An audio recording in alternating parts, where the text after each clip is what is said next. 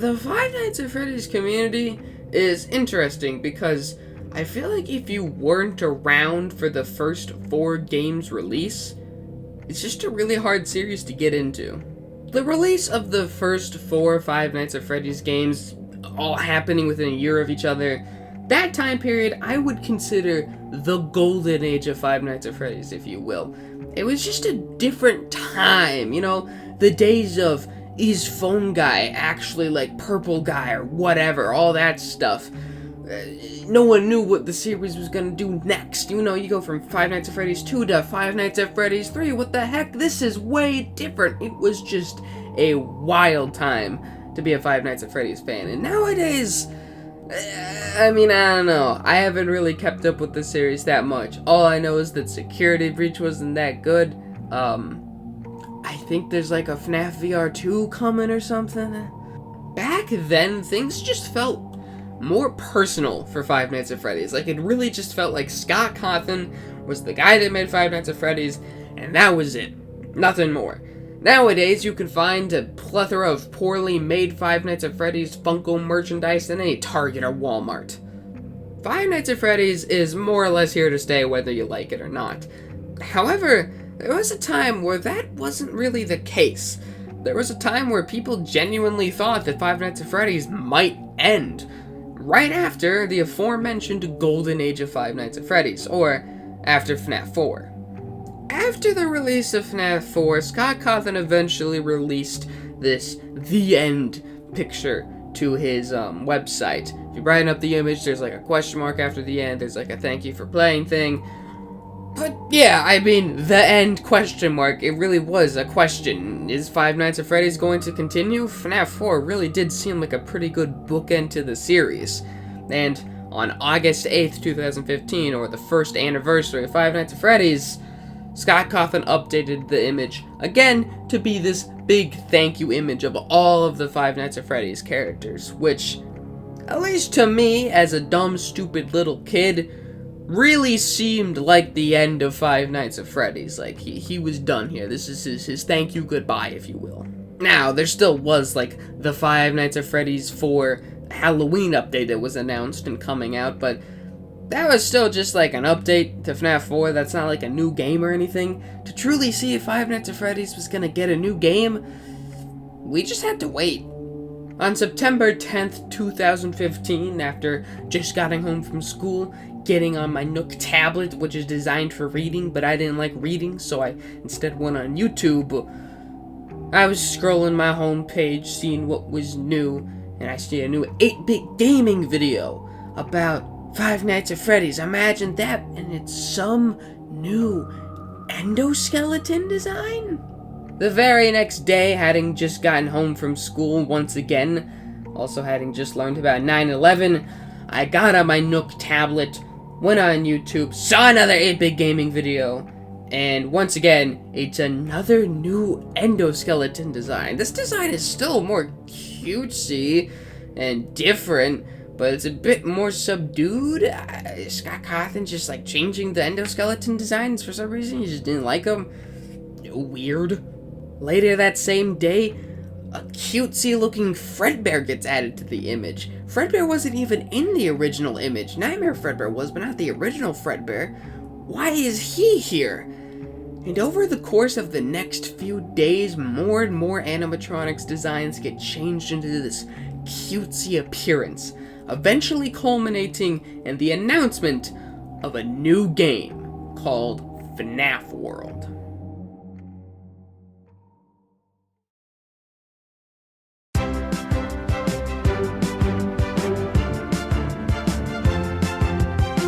FNaF World released on January 21st, 2016, to mixed reviews. I would say overall, most people liked FNaF World. Not a lot of people loved it, but they liked it. Plenty of people were pretty mixed on the game overall. Plenty of people really did like the game, and there were a few that really hated FNaF World. And they were definitely the minority, but definitely the most vocal about it. One reason why people were pretty disappointed by FNaF World was the overworld. You see, while we did get all those teaser images showing the characters, we also got a trailer up to the release of FNaF World, which showed a really cool looking 3D overworld that people were pretty excited about. And then come release, we got not a 3D overworld. The overworld still had its charm. I mean, it was 8-bit inspired, it was kinda neat, but still, going from the in-game battles to the overworld and vice versa is really jarring sometimes. There were other issues with the game too, like a lack of descriptions for certain things, a lack of a map, and just a couple bugs and glitches here and there as well.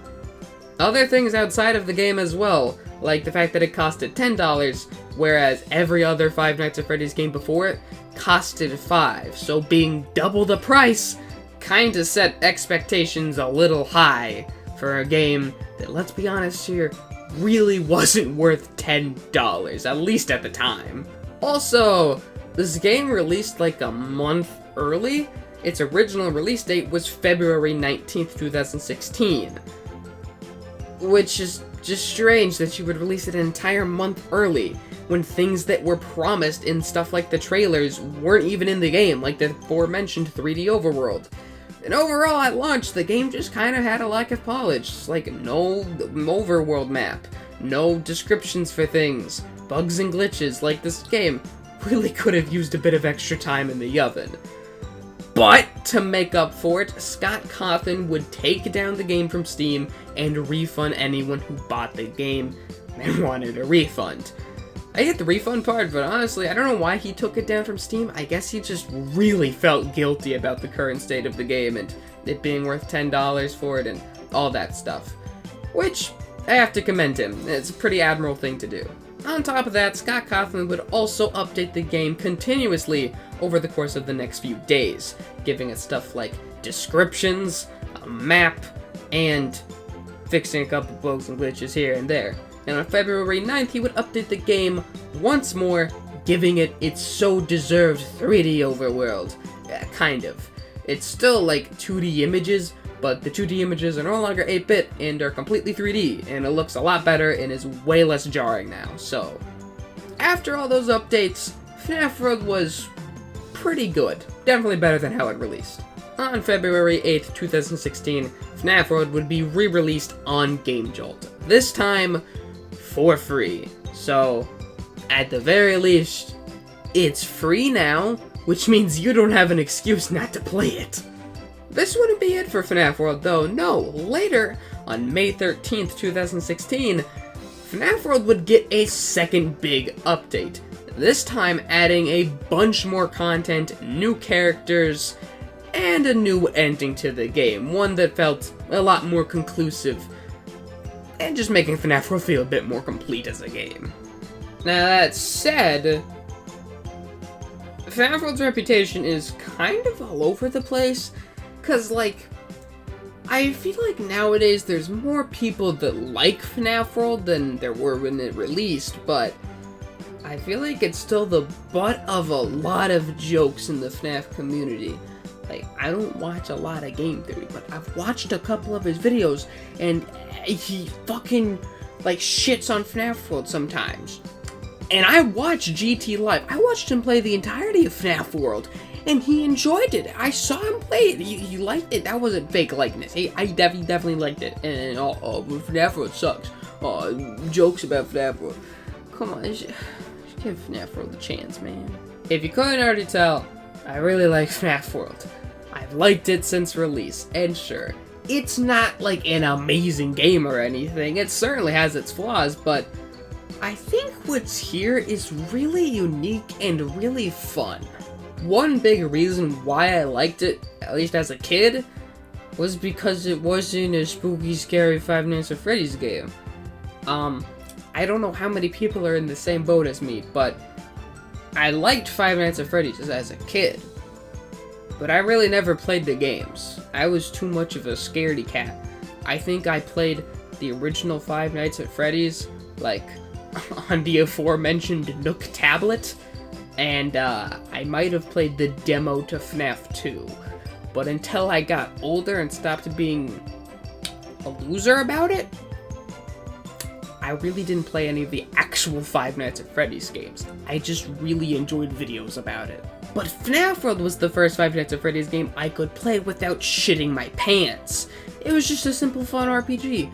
No scary, scoopy jump scare. What the fuck did I just say? No spooky, scary jump scares. I could just play a Five Nights at Freddy's game with all the characters and have a blast. And no nightmares. It was great.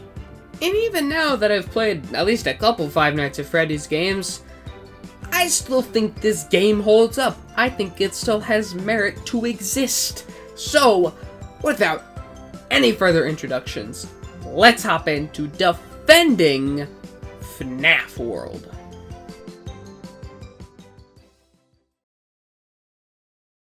Booting up FNaF World, we get a warning not to play it.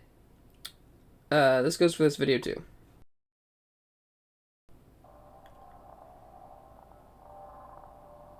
Everything that happens out there has an effect here. Do you understand? This is a safe place. This is a sanctuary. But something has gone wrong, and now it can be seen here. Something went very wrong. That's why I am here. But I won't let the same happen to you. I will put you back together.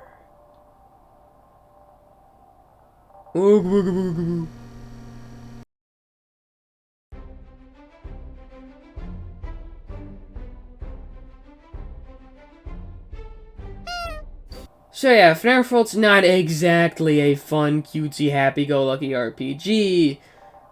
Kind of. There's a few elements and stuff thrown in here that's a bit, you know, more FNaF-based, spooky, scary, mysterious language. This guy's talking about sanctuaries. Oh, something's gone wrong. I'll put you back together. Whatever this mumbo-jumbo means, we'll talk about later. Just know for now, it's important to the game. Like, there's a reason this is the first thing you see when you boot up the game.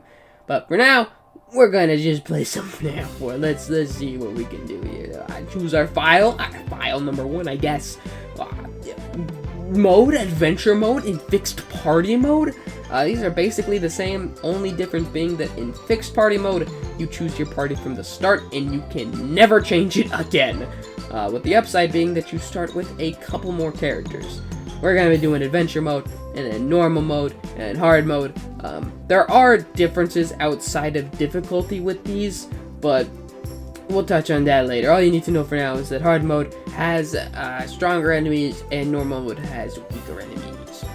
Upon selecting your chosen difficulty, we move on to the characters, of which you start with 8. In FNaF World, you have 2 teams of 4. The blue team is your lead team, and your pink team is your backup team, although in battle you can switch freely between them. You start off with regular Freddy, Bunny, Chica, Foxy, and Toy Bonnie, Toy Chica, Toy Freddy, and Mangle. The game starts you with the originals on one team and the toys on another, but you can mix and match them however you like. Although it always bothers me that it's Toy Bonnie, Toy Chica, Toy Freddy, instead of Toy Freddy, Toy Bonnie, Toy Chica. Like, I don't know why they decided to do it that way. It was just got cotton. Now that we have our team selected, we can finally start our FNaF World adventure.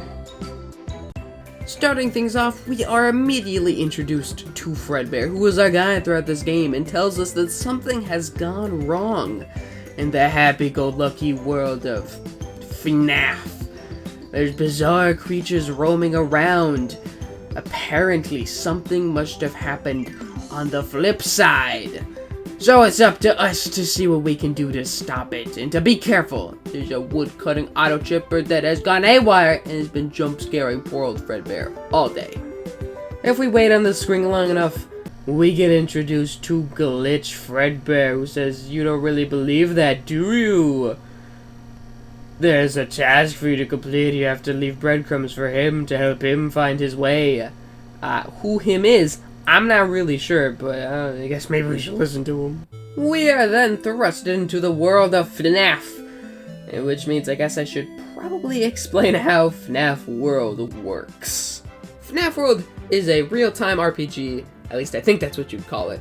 It's not turn-based, kind of. You and your enemies don't take turns attacking, but your party members do. Like, Freddy never gets to attack twice in a row. He has to wait for Bonnie, Chica, and Foxy to use their attacks first. For the most part. Sometimes it doesn't always work exactly like that, but for the most part, it's how it works. As for your enemies, they'll just use a basic bite or bash attack every couple seconds. You can fight anywhere from 1 to 4 enemies at a time, and like I said, you have 2 teams of 4, so a total of 8 party members, all of which have their own different attacks, HPs, whatever else. Sometimes enemies have special moves that they can only use every once in a while and usually has some special effect or do extra damage. For example, Gearats can use Toxic Bite, which is actually a move that you yourself can use. But enemies sometimes also have exclusive moves that only they can use. Like, for example, these sentient dancing cakes can use Snowball for some reason. I don't know why these of all things can use Snowball, but they can. And you can't. So, suck a lemon, I guess. Outside of the combat, I mean, it's basically just your standard affair RPG. You have an overworld, random encounters, secrets to find, bosses to fight, all that jazz. Yeah, it's great. Simple, fun, good time. You get to kill enemies using pizzas and hot cheese. It's great.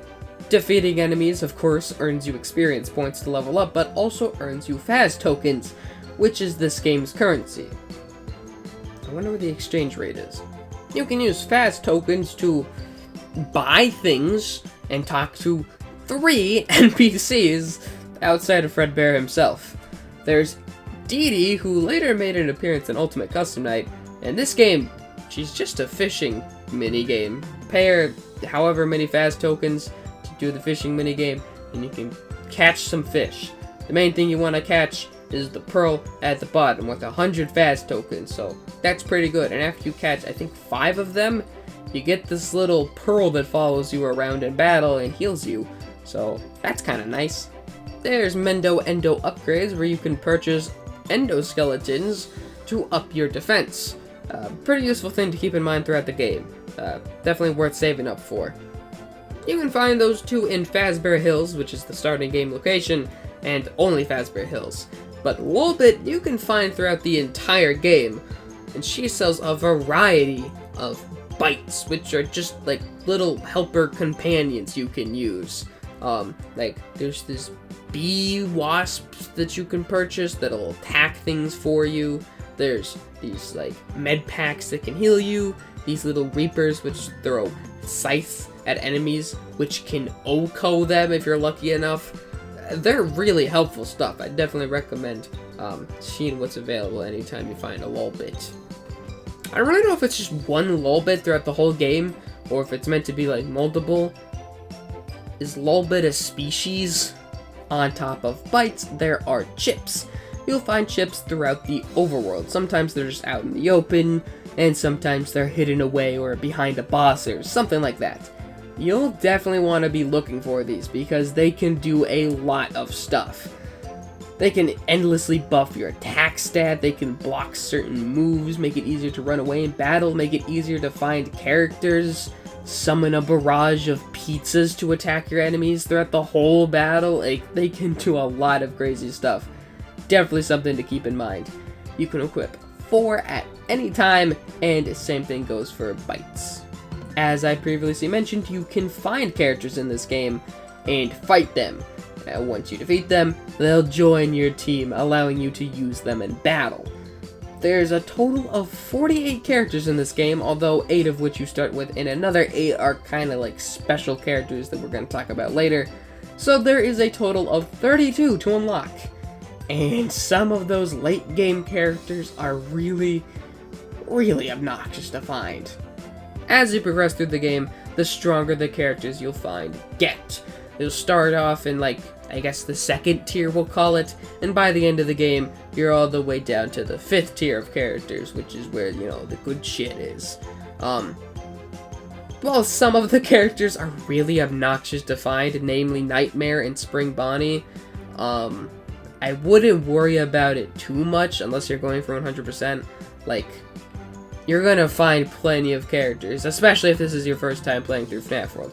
And even on this playthrough where I breezed through the game very quickly, like, the characters I had weren't ever really a problem. I still found plenty, so don't worry about grinding for characters.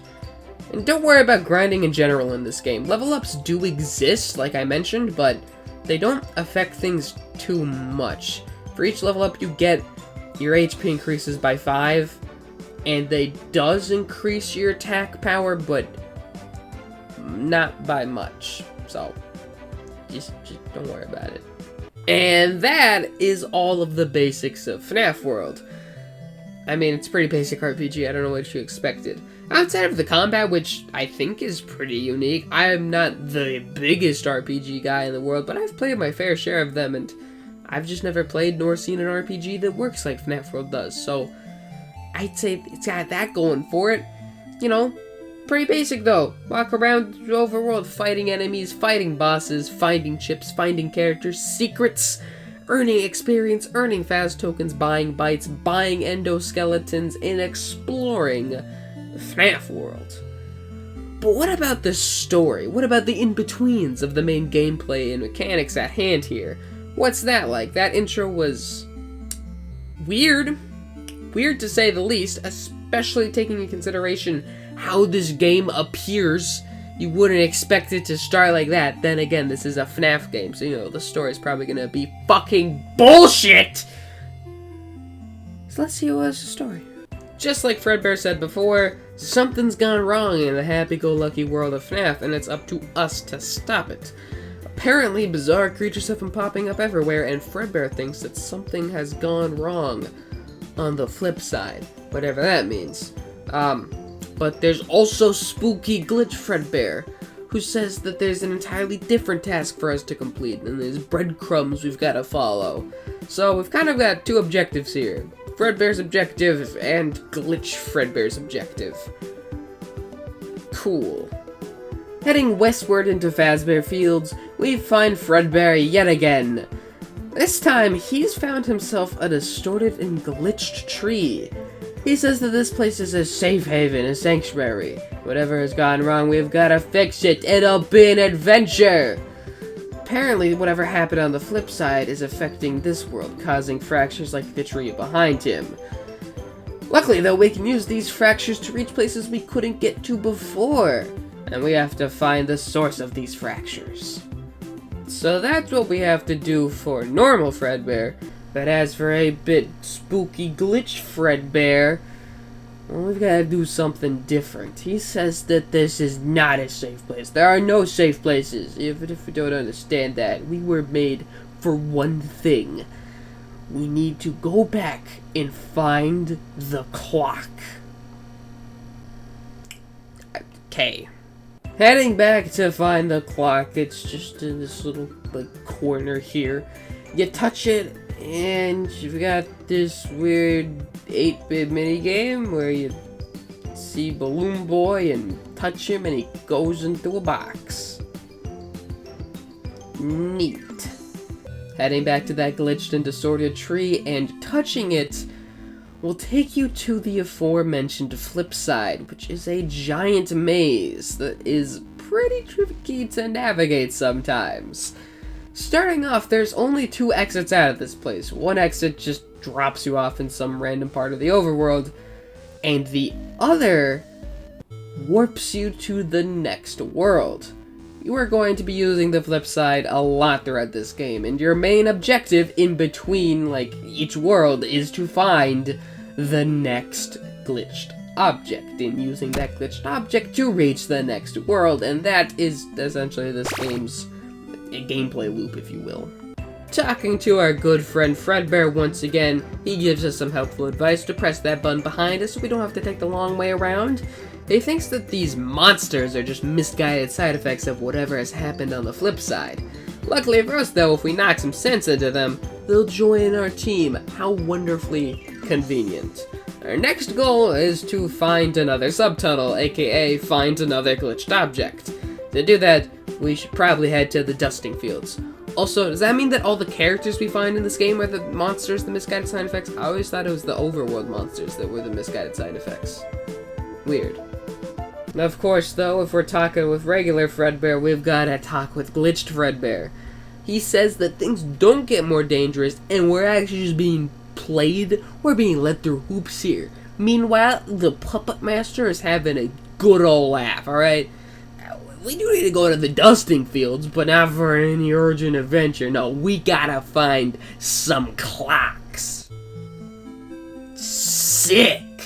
Heading to the dusting fields, we once again find Fredbear, glitch Fredbear, and they tell us more of the same. And this process basically repeats for the rest of the game. You talk with Fredbear, he tells you gotta find a subtunnel, gotta look out for that glitched object, that's how you get to the next area. Maybe gives you some advice, like find some chips, or look out for this boss, this place is full of illusions, whatever. And then glitch Fredbear appears saying that everything Fredbear just said is bullshit and that God isn't real, and that you should go find some clocks. Really, the only thing that changes between each of these sections is the subtunnels themselves. Starting off, the maze was not really even a maze. There were two exits, one was wrong, the other was right, like, whatever. But from now on, they start to get a bit more complicated. Mainly, there starts to be glitches within glitches. So you go like one layer deep, you know, at first, and then you find a glitch within that layer, and you go a second layer deep, and eventually you even go a third layer deep. You can go a fourth layer deep, but there's no coming back after that, so don't do it, you know, that's bad. Also, the mazes themselves just get more complicated. Start throwing in multiple glitched objects eventually. It can be a little confusing. But if you go into these subtunnels with the rule that if something is too obvious, then it's incorrect, you're gonna be fine. The correct exit is always the hardest one to get to. So, if you just follow that rule of thumb, you'll be fine. I guess there is one other element of this that changes, that being the mini-games you play when collecting a clock. The first one we played was a Balloon Boy minigame, but after that we then like press some buttons, you know, collect some cupcakes, putting them in a box. We need to select the correct code here. All of these relate back to the FNaF 3 minigames and how to access them. So for example, the like Balloon Boy one, you know, Balloon Boy's Adventure. For the code one, it's the code that you put into the wall in FNaF 3. Yeah, that bullshit, yeah, you need to, like, do that here. You need to remember that. And if you don't remember that, then you're fucked. So it's kind of stupid, but I'll relate back to that. So, you know, FNaF 3 minigames, you're set. Although, like, all of them are super easy. The only one that isn't, like, ridiculously easy is the aforementioned code one, which is, I always just remember that it's the middle button that's correct, so there you go. So those are your two main objectives throughout this game, finding clocks and finding glitch objects throughout the various worlds, starting in Fazbear Hills, then Choppy's Woods, then the Dusting Fields, then Lily Gear Lake, then the Black Tomb Yard, the Pinwheel Circus, and the Pinwheel Funhouse. Although, the Pinwheel Funhouse is kind of connected to the Pinwheel Circus, like they're basically the same place. It's not like the Pinwheel Funhouse is an entirely separate world, but I digress. I'm not gonna go over each world super in-depthly or anything, because there's not really a point to it. Like, there's differences between the worlds outside of just cosmetics. There's different enemies, there's different bosses, different chips to find, different bites to purchase, whatever. But, like, in the grand scheme of things, they all play the same. There's not dramatic differences between them. But there is something I do want to talk about and go a bit more in-depthly in, and that's the combat. I briefly touched on the combat before, but I want to talk about it some more, because I just think it's really interesting how it works. See, in FNaF World, moves don't have, like, accuracy per se. Instead, they have hitboxes and enemies have hurt boxes. Which is a really weird thing to say in an RPG, but it's true. Take Pizza Wheel for example, a move that sends a bunch of pizzas rolling at the enemy, dealing damage to them. Depending on the position of each pizza wheel, determines which enemies they hit. It's not based on any accuracy or anything like that, it's just dependent on the position of the pizzas, which in all fairness is random, but still, it's just kind of interesting. And because of how this system works, the moves you're gonna want to be using the most are moves that attack all enemies, leading to a very chaotic looking game with numbers and moves being flung everywhere. And like, some people don't like how chaotic FNaF World's combat is, but I personally really enjoy how just bonkers crazy it looks. Don't play this if you get seizures. Because of how chaotic the combat is in FNaF World, sometimes it can be a little hard to really tell how much damage something is doing compared to something else, because some moves like are multi-hits, you know, they'll have multiple things thrown at the enemy, and some things are just like big damage hits. Some moves have just a wide range of damage they can deal, so it can be a little hard to tell what's actually the best moves to use. Not to mention, there's not really any concrete, like, number system, calculation, if you will. There is, but by playing the game normally, you really wouldn't be able to figure it out. Your characters, like, level up, and it does increase their HP by 5 every single level, and their attack, how much damage they do, but there's not really a way to see it. You can see their HP, obviously, you can see what the next level up is, how much XP they currently have, but you don't know how much attack they have. You know what, alright, I'm just gonna cut the crap here. So, while researching this video, I was curious how FNaF World's combat system works. So I did some research, and I tried to figure out if anyone had, like, documented how it worked online. And, like, going over the wiki and other things, I really couldn't find much of anything. Like, there were a couple bits and pieces here for, like, certain moves that people had figured out, but it seemed like not every single move had been, like, calculated. Figured out the calculations used for that move. So I took it upon myself to research every single move and figured out how the entire combat system of FNaF World works. And I was really excited about this because I was like, yeah, I can put this in the video. There's nowhere else online where this is really talked about. Like, I don't know, going back to like my Super Paper Mario video, no one really talks about like the flip side, flop side NPC, so I was pretty excited to put that in the video because it's not really anywhere else online. A couple minutes ago, just doing some extra research once I got to this point in editing, and found out that, yeah, no, it is actually documented. Every single move has been documented and figured out the calculations for them. Every single one. I have an entire notebook dedicated to this, and this took several hours to figure out. Several hours, several days, several weeks of on and off finding this. And it's all there on the wiki. But I'm not letting that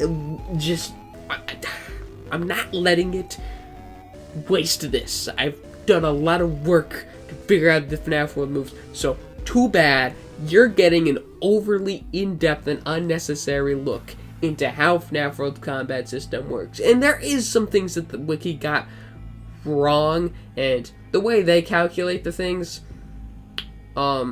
is different from the way I figured out how to calculate it, and I think my way's a little better, kind of, maybe, I don't know, it makes more sense to me, so, you know, whatever.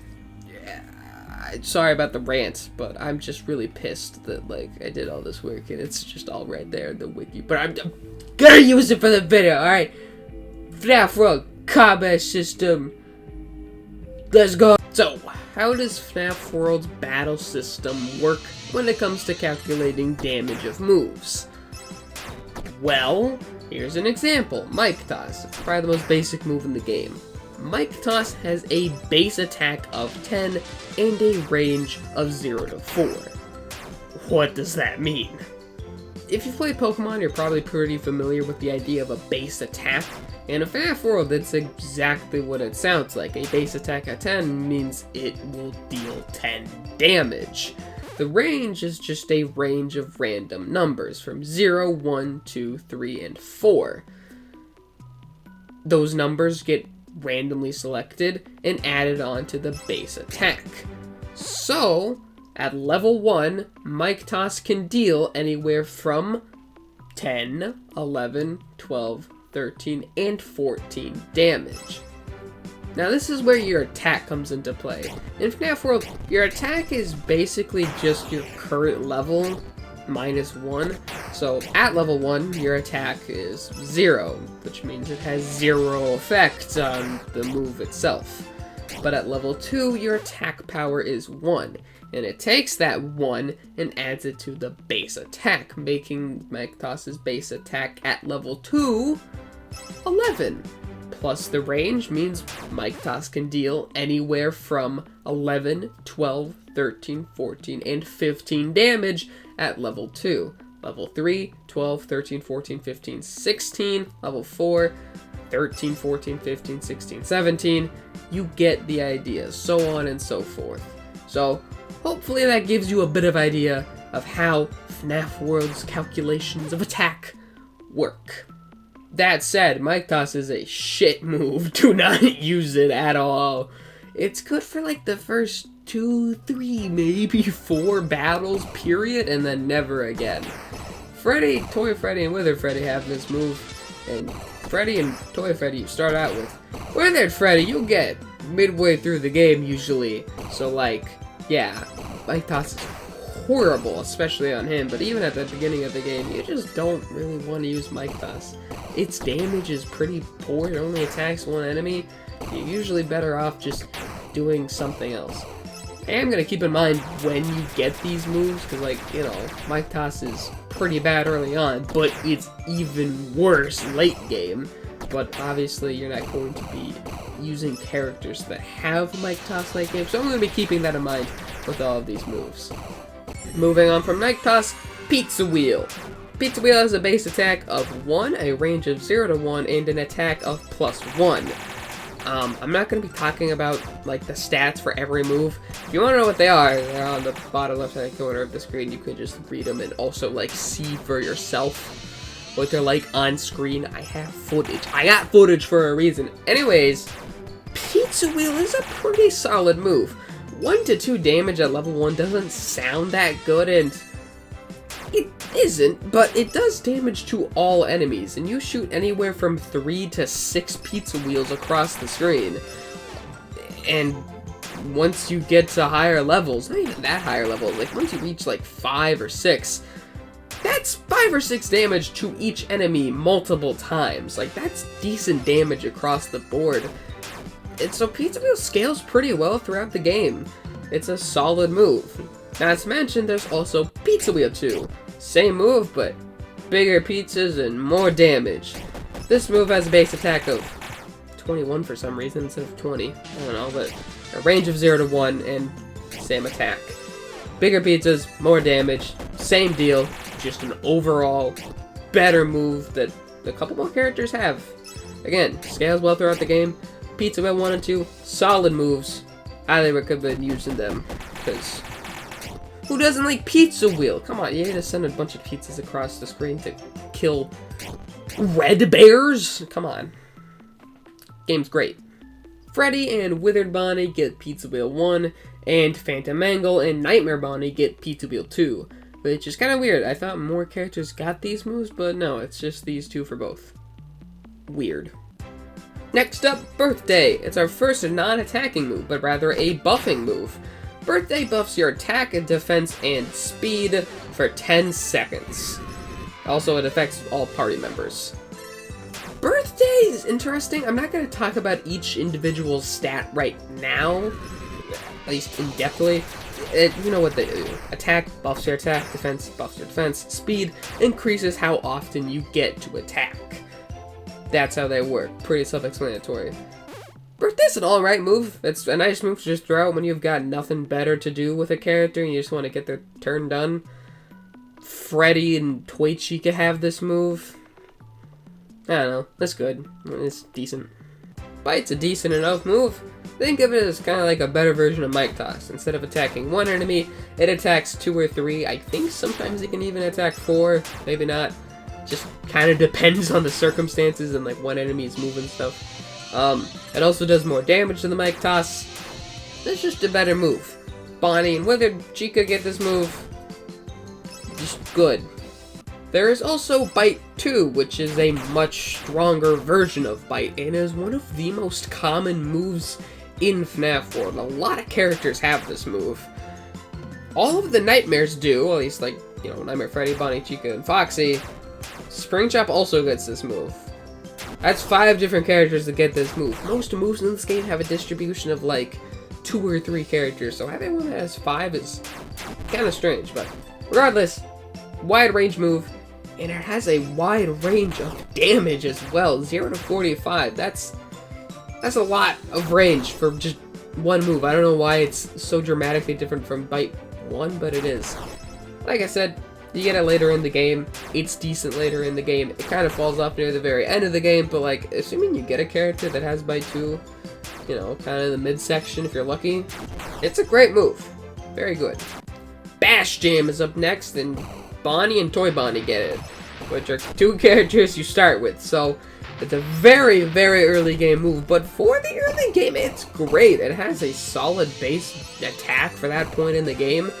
It does have a bit of an issue in that it kind of gets outclassed by Pizza Wheel once you get to higher levels, but for the time being where it is good, it's really good. It attacks all enemies, good damage, definitely worth using. Happy Jam is a very, very good healing move. You get it early on, it's exclusive to Bonnie, and its only real downside is that it's exclusive to Bonnie. And he has like other good moves like Bash Jam that you'd like to be using, so it's kind of annoying that it's only on him.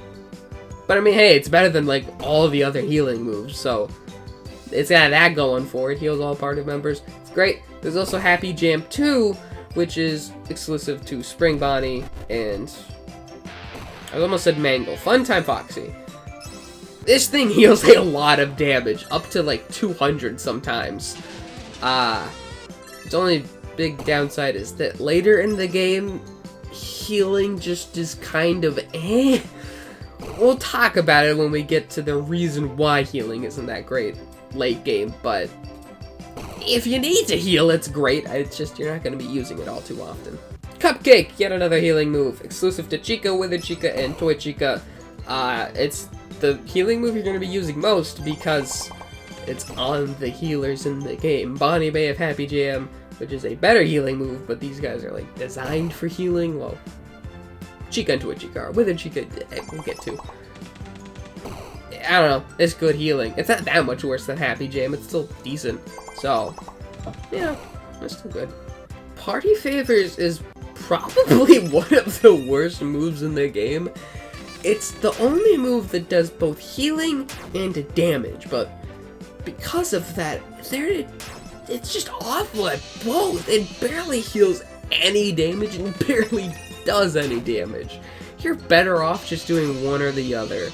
Like, Chica and Toy Freddy get this move, and like, somehow you're better off using Mic Toss with Toy Freddy, and Chica, you're just better off just sticking with healing. Like, I guess if she just doesn't have anything to heal, sure, Party Favors is in attack, but like, I don't know, it's a really bad move. You're never gonna use it almost, so it's bad.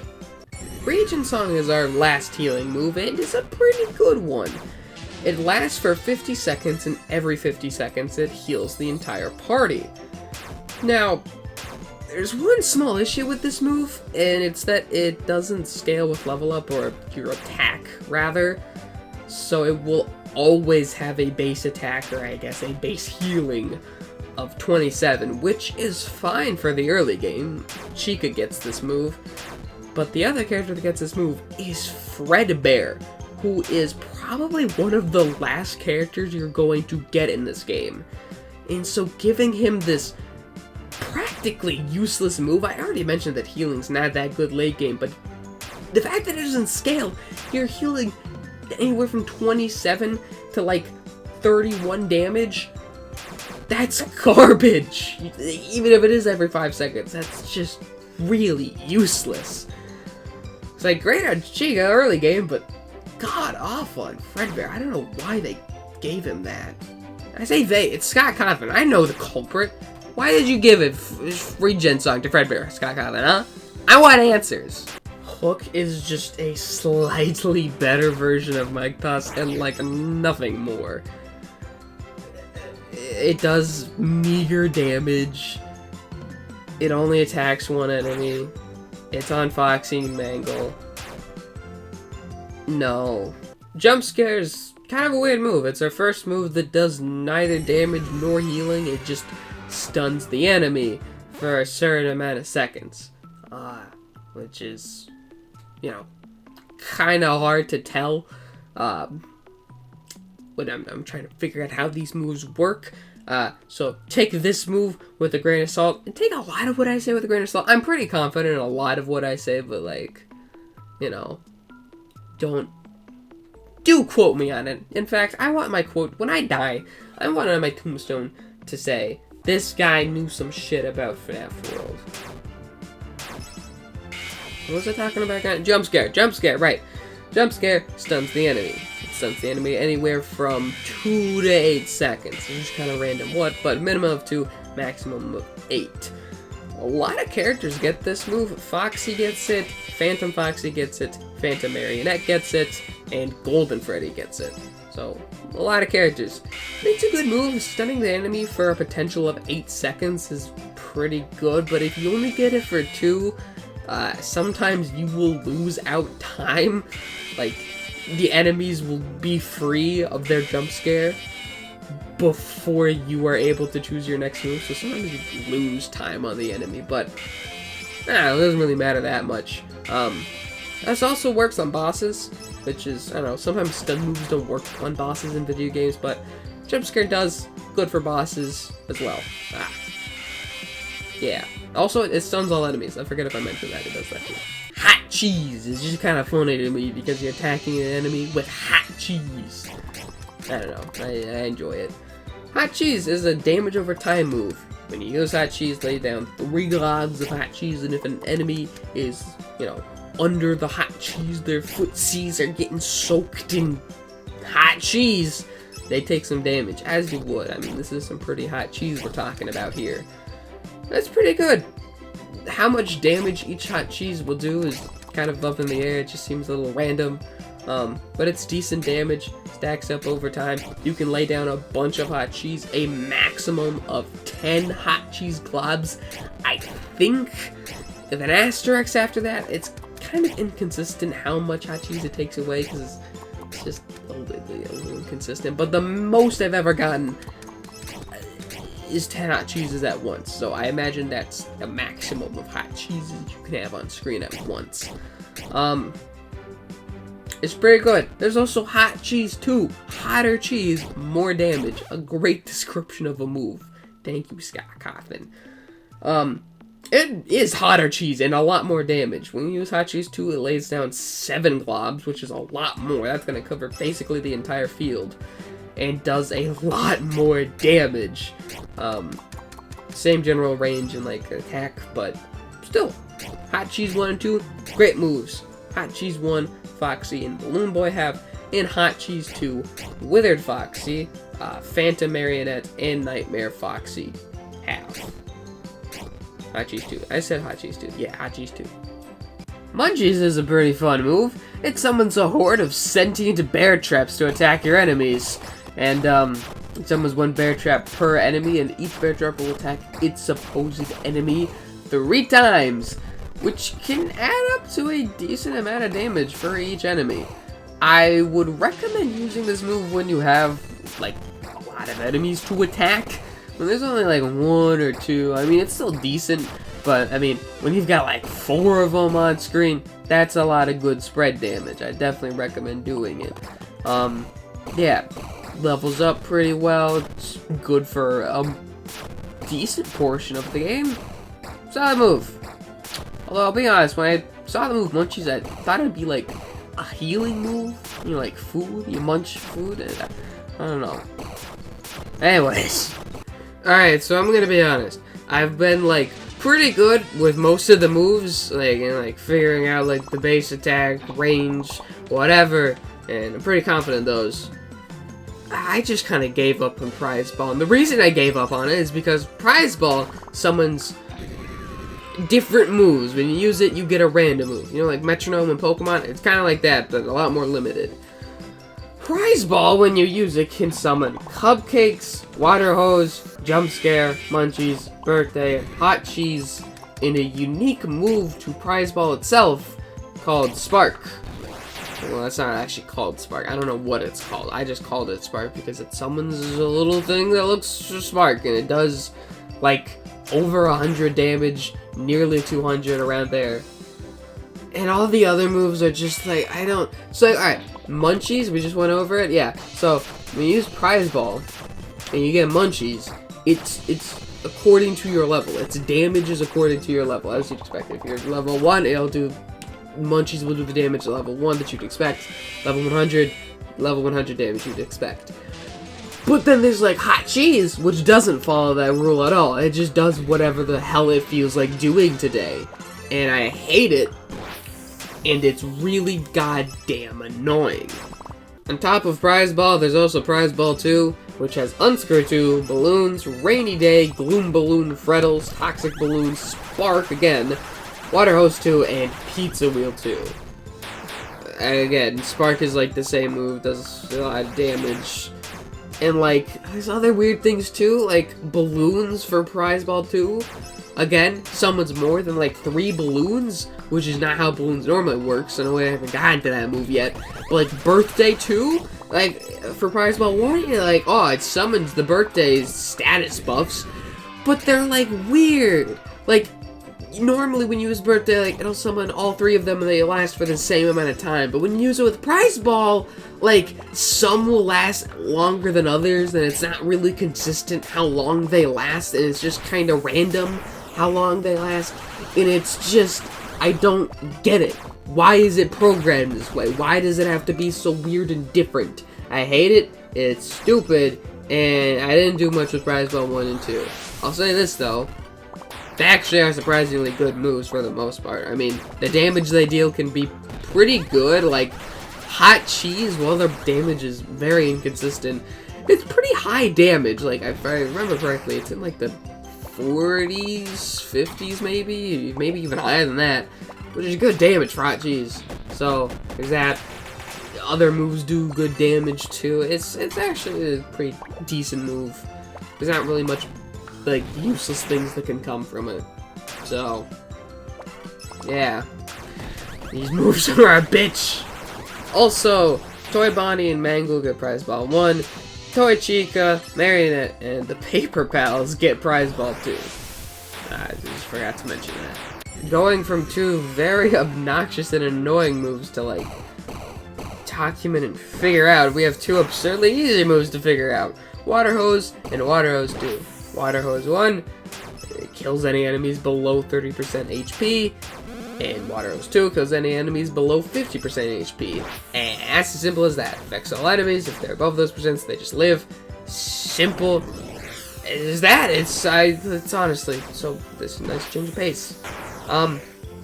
Toy Chica, Shadow Freddy, and Nightmare Chica get Water Hose 1. And the only character in the game to get Water Hose 2 is Endo Plush for some reason. I always thought, like, Nightmare Chica should get Water Hose 2 because she's more of a late game character. I don't really think it'd be too overpowered. I don't know why only Endo Plush gets Water Hose 2. I guess Endo Plush has gotta have something to his name because it's fucking Endo Plush. Hello, this is Voiceover Yoster, coming here to tell you that shit got fucked. I don't know what happened, but all of the audio for the next like half an hour of the video is just gone. It's just gone. So, a little backstory. After I uploaded this video, my Windows decided to just be a bitch and stop working, and I had to completely reinstall it. So I had to also back up all the files on my computer, take them off, and then reinstall it. And I've had to, like, you know, reinstall apps and get all the files back on. And I didn't have enough storage space to, like, save everything, but since I had just gotten the video done, I figured I'd just delete all the FNaF World footage, because I thought it was fine. Little did I know, that after the video was uploaded, or I guess the video file, once it was done, some audio was fucked. I don't know what happened to it, but it's just been replaced with, like, test audio that I thought I deleted. I have no idea. I've never seen anything like this before. But yeah, all the audio's gone for this section. Luckily, once I'm done talking about the combat of this game, it goes back to normal, which is good. So, sorry to people that wanted me to talk about literally every single move like I had planned, but I can't do that without the audio, and I don't feel like re-recording it, and also re-recording it would be a bitch, because I still need... There's, like, problems with the audio already. It'd be a whole thing, and I don't want to do it. So, sorry, but, the combat section ends here. Moving on. Well, as ever moving FNaF World, if you're still here, you're a trooper. You're just nearly an hour of me just talking about FNaF World moves, and if you're still here, I appreciate that. Thank you. The next thing we're gonna talk about is, you know, maybe actually, like, playing the game, like, you know, what happens when you play the game, and then, like, the end of the game happens. Yeah, maybe we talk about that a bit. That sounds good to me. Well, okay, there's actually multiple endings to FNaF World, kind of, like, some of them. There's 8 things to do in FNaF World that you do to 100% the game, right? There's 8 things, 8 achievements, 8 trophies to earn, and one of them we've actually already talked about, being the pearl that you get from playing the DD minigame over and over again and getting the pearl. After you do that, get a little pearl guy that follows you around that heals you. I already talked about that, but you also get a trophy on the file select screen. It's an achievement. Cool, that's already 1 down. There is another one that's kind of like this, where you just have to do, like, a specific task, and you'll get a little, like, extra pal that helps you in battle. But we're not gonna talk about that one yet until later.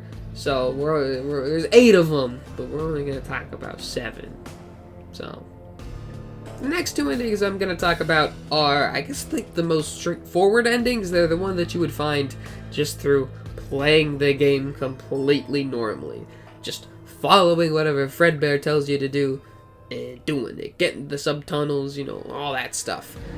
I talked about all the way up to the Pinwheel Funhouse, but in the Pinwheel Funhouse, there is one last glitched object that you need to find. And let me tell you, it's kind of hard to find. The Pinwheel Funhouse is, for your first time, pretty difficult to navigate with how many fake objects there are in there that you can just walk through. But regardless, once you make it there, you go into the glitched object, the last one, you go through it, and you end up back in Lily Gear Lake, in this, like, little secluded off area of the map, and you fight Pig Guy.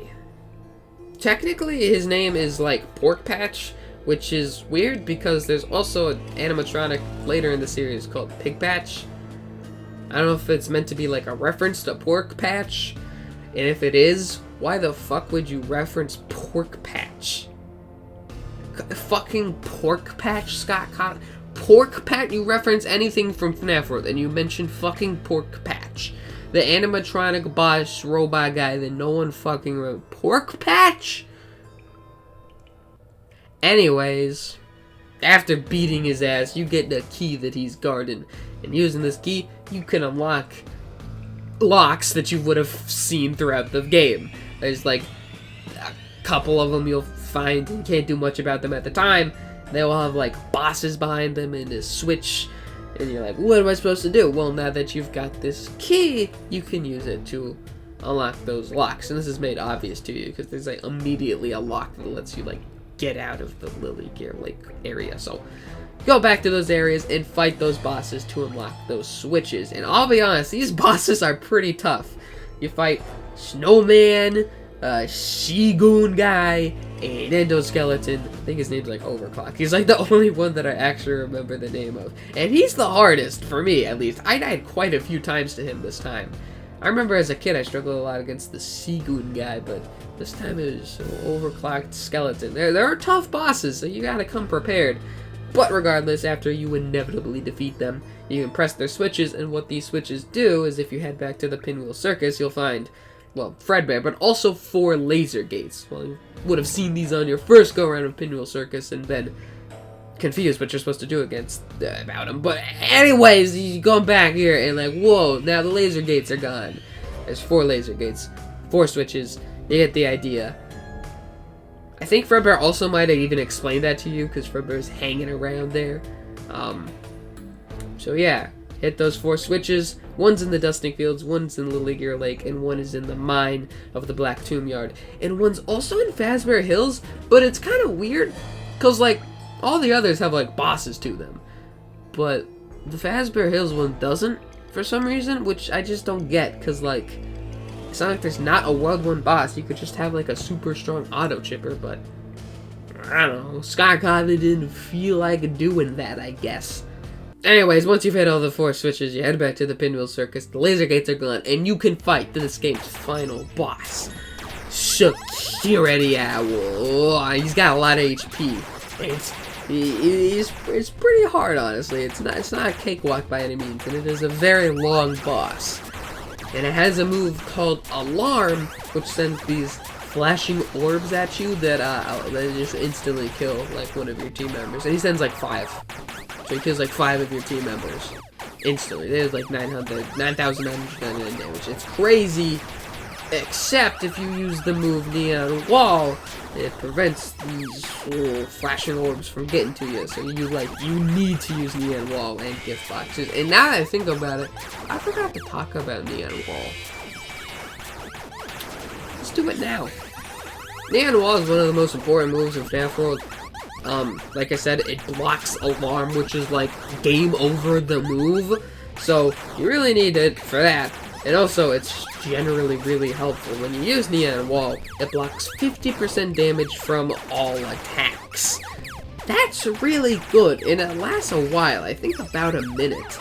Endo 02 and Endo Plush get this move, so yeah, Endo Plush isn't really that good of a character, but Endo 02 is an amazing character, so that's nice. Definitely gonna want to use Endo 02. There are other ways of putting up Neon Wall besides using the move, but I'll talk about those in a bit. Once you defeat Security Owl, you gain well, a lot of XP and quite a few fast tokens.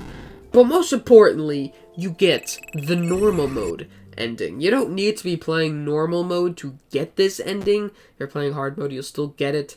But if you are playing normal mode and you defeat this boss, then this is where the game ends. You get a very snarky, like, backhanded response from whoever this guy's talking to us is. And that's where the game ends, and you're kind of just like, wow, thanks, alright, I guess I need to play the game on hard mode. So, when you play the game on hard mode and beat this boss, it doesn't end. Instead, right beyond the security house is this little tent. You head into it, and you find, I don't know, the flashing squares? Touch the flashing squares, and you are greeted by Ant Dude, aka Scott Cawthon. That's right, Scott Cawthon is the villain of his own game. He goes on this long monologue talking about how everyone has such insatiable demands, and he's gonna show you how this game really ends. It's a really tongue-in-cheek thing, and I think it's funny. And also, Scott Cawthon as a final boss, he's really difficult. He can also use Alarm. He doesn't use Alarm in the same way. Instead of shooting 5 flashing orbs, he only sends like 3, and it just kind of happens periodically instead of like the text in the bottom left-hand corner of the screen that appears. I don't know why it's different, but it's different. And he can also use the move Fourth Wall, which is an insane move that does tons of damage to you. and essentially Oko's your entire team. Technically, it's like not as bad as Alarm, in the sense that it only kills 4 instead of 5, but unlike Alarm where you can use Neon Wall to stop it, you can't use Neon Wall to stop 4th Wall. It just actually Okos 4 of your teammates. You just need to have gift boxes and be prepared for it at any given time. It is a very scary move, and overall, Scott Cawthon is just a very difficult boss fight.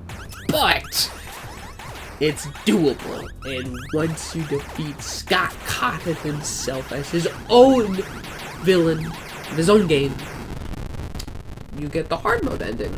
So, there you go. 2 endings. Just like that.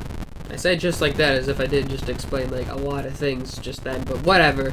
Moving on from those 2 endings, let's talk about a funnier ending. The Universe End ending. It's funny, trust me.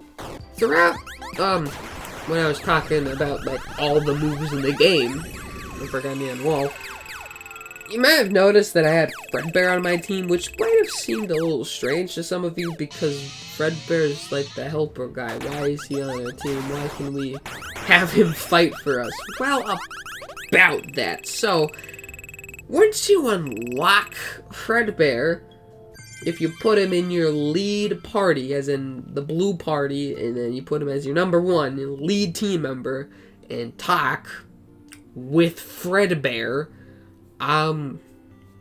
they get a little funky, a little glitch. Apparently Fredbears can't occupy the same place at the same time, and they go boom, and destroy the universe. And that's an ending in FNaF World.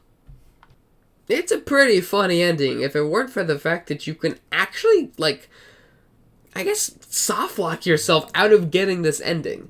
The last possible time you can talk to Fredbear is before you face the final boss, or, like, in the part where I mentioned, like, Fredbear in, like, Laser Gates, and he's there after you get through, like, the last subtunnel, you fight Porkpatch. Yeah, after that Fredbear, after you fight Porkpatch, that's the last time you can talk to Fredbear. So if you talk to him, and you don't do this ending, you just can't get this ending unless you replay an entirely new save file, which is pretty messed up, honestly. I think it's the only ending that you can just legitimately get soft-locked out of. But, assuming you know this information, and you just make sure you have Fredbear before talking to Fredbear for the last time, you can get this ending. Although, if you get unlucky with Fredbear, that can be really annoying. I didn't get unlucky. I got Fredbear very, very quickly after entering the Pinwheel Funhouse. So, and that's, if you want to find Fredbear, that's where you're gonna go. So, you might have been wondering what the hell we needed to collect all those clocks for, because so far, they've served, no purpose. Literally no purpose. Well, their purpose is for this ending called clock ending, I guess. Once you've collected all the clocks, and you've gotten the key from murdering Porkpatch, you head over to Lilygear Lake, head north, and then west. There's this little, like, green area over here that's kind of part of, like, Fazbear's Hills, that area, and there, you'll find another lock. And, assuming you've collected all of the clocks, you'll find a little mysterious portal. And you head into it, and we are once again greeted by mysterious two-eyed darkness person. This mysterious spooky guy is still talking in, like, I don't know, fucking FNaF lore tongue. You know what I mean. We're still your friends. Do you believe that? Shit like that I don't care about. Anyways, he just says some mumbo jumbo, and it's the end.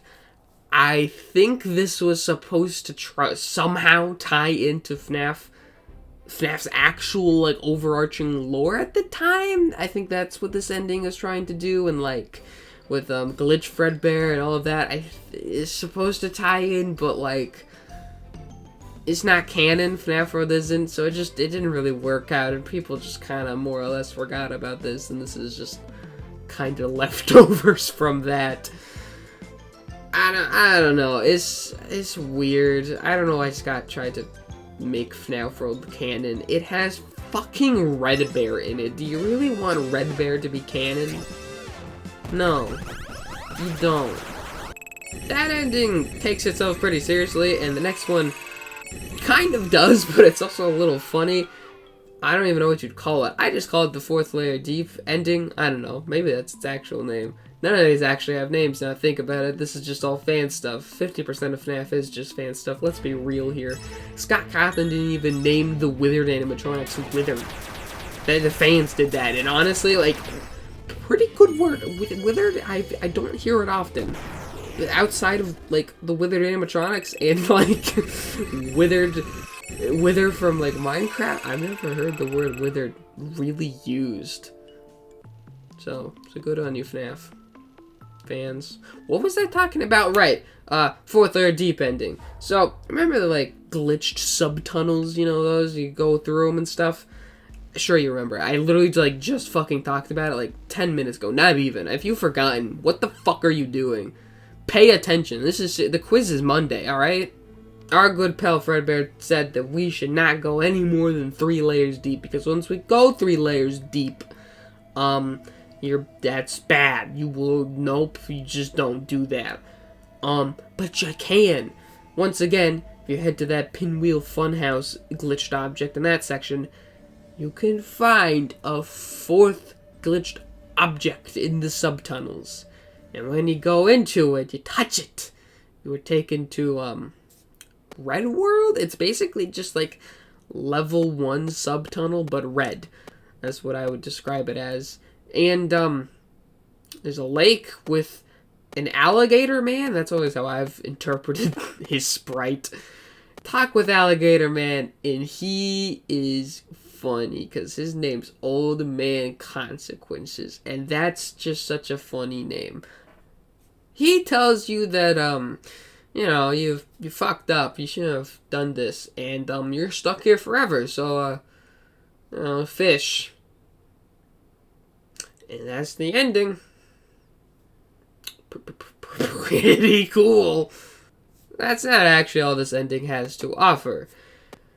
If you decide to not speak with Old Man Consequences and just hang out in the lake, you can kind of shuffle your way into it, to which you will be transported into this endless falling abyss. It's kind of hard to interpret what it is, but you're just stuck here for what seems like forever until you wait long enough, and then you're given this screen. There's a couple interpretations of it. Most people see, like, a man, and then, like, 2 presumably kids at the side, and then, like, watching some sort of screen. I've also heard people interpret it as, like, some kind of angel. I interpret it as the first one, and, like, this is supposed to be Scott Cawthon and his kids, and I think that's what he was going for. I don't know. Maybe not. Who the fuck? I don't know. Do you know? No one knows. I don't even think he's ever talked about this. Maybe he did. Gotta rewatch that Daco interview, huh? Next ending we're gonna talk about is the last thing I'm gonna talk about for now. And it's probably my favorite and funniest. So, Scott Cawthon, before he made Five Nights at Freddy's, made a game called Chipper and Sons Lumber Company. People didn't like it because they said Chipper was creepsers, real freaky looking guys. And with that backlash, Scott Cawthon was just kind of like, screw it, I'll show you a horror game, and made Five Nights at Freddy's. So he basically made a horror game empire out of spite, which is it's just kind of funny. Anyways, so yeah, Chipper and Sons Lumber Company is kind of a joke in the FNaF community, and it all started, kind of, with FNaF World, because if you head into one of the mystery mines, I think it's the one in that, section, west of Lily Gear Lake, north and west, the part where we got the, 6 clocks ending or whatever, go to that mine, and you head west more. If you look on your map, you'll see a block there. It's like hidden in the darkness of the mystery mine, but if you use the map, you can see it. If you have the key from defeating Pork Patch, you can unlock it. And behind that lock is Chipper's Revenge. It's a robotic, evil-looking Chipper. It's great. And this boss is no pushover either. Some consider this to be the hardest boss in the game. And I see why. It's pretty rough. Chipper's got a lot of moves. He can use stuff like Fourth Wall, Toxic Bite, Water Hose. Like, he's a menace. But if you defeat Chipper, which is an impressive feat, you get this little cutscene where he's like talking about how he should have been the one, how people just didn't understand his luscious world. It's really funny, and it ends with him saying that he will be the one sharpening his jaws on your bones. I just really like it. Chipper's funny to me. The fact that like Chipper and Sons Lumber Company is made by the same guy that made Five Nights at Freddy's, that's just great. You know. Anyways, that's all the endings. Moving on. I've mentioned that there's quite a few difficult bosses in this game, and I touch more on strategy, but I already said this, it just kind of depends on which characters you have. There are definitely characters that are just like straight up better than others. Like any 5th tier character, any 4th tier character is pretty much just better than like a character from any other tiers. But you can kind of play the game how you want to. Although there are some like standout characters, namely Endo2 is one that comes to mind. He has Neon Wall and Endo Army, which are two of like the best moves in the entire game. Also Speed Song, which is just handy as well. Really good character. Funtime Foxy's really good. Crying Child's got like the song moves and gift boxes. Any character that's got gift boxes is a good move. Spring Bonnie's good. Got lots of damaging. Nightmare and Nightmare Fredbear, great characters. Those are the hard-hitting ones. I mean, they're all good, great. But something else you're definitely going to need outside of just good characters to beat this game are red chips. I've kind of glossed over like chips and bites. I didn't mention them, but they play a very important part into this game. They can really define how you play through the game, what strategies you use, because the chips are just so good. I mean, the bites are also great, but the chips, like, summon a horde of, like, little Freddle guys. Summon a horde of pizzas to storm across the screen. Start with gift boxes. Hell, there's even a chip that is designed just to find characters. And let me tell you, once you get that, I would highly recommend using it because it helps a lot when finding characters. There are so many chips. But specifically the red chips are really difficult to find. Because for the most part, you need to get to the glitched world. That's right, Five Nights at Freddy's World. Why'd I say it like that? FNaF World has a glitched world in it. You actually get informed about this through Glitch Fredbear. That pinwheel circus Fredbear I talked about, the one right in front of like those 4 gates. There's also a Glitch Fredbear interaction that I haven't talked about, and he doesn't really say much because at this point, assuming you've done the clock endings, gotten all the clocks, whatever, there's not really much left for him to say, so he just gives you some general advice, saying that there are a few locations where if you run into random objects, you will glitch out of bounds into this distorted, weird world with like messed up enemies and crazy attacks and all that stuff. Honestly, I didn't even know that Glitch Fredbear did tell you all this information because, like, the way I found out about it was, well, I mentioned I watched GT Live play through FNaF World, so that's how I found out about it, and they just found out it through, I don't know, chat or something, I don't really remember. But yeah, the game actually tells you about this glitched stuff. So that's kind of neat. I used to think it was just like, figure it out, because that kind of seems like something Scott Cawthon would do. He just said, fuck it.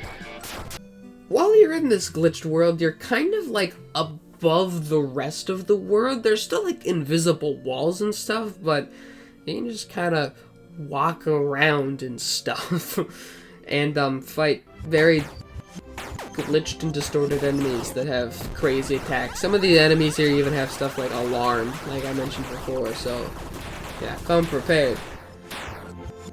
In these glitched worlds, you can walk above the surface and stuff, which lets you access these red chests that you've probably seen throughout the world. And these red chests have some really good stuff. Probably the best and most important one is neon wall, an auto neon wall that is permanent. It doesn't even like start the thing like just for like a minute like the actual move. No, it's just permanent. It's really good.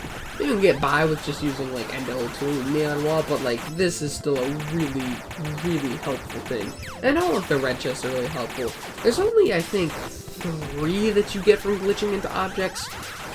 There are other red chests that you get from just like doing other things. Like I think there's one near the entrance of like the Pinwheel Circus where you like go down and phase in to like some trees or whatever and fight another endoskeleton boss. I forget the name of this one, but it's probably on screen right now. Oh well, look at its name.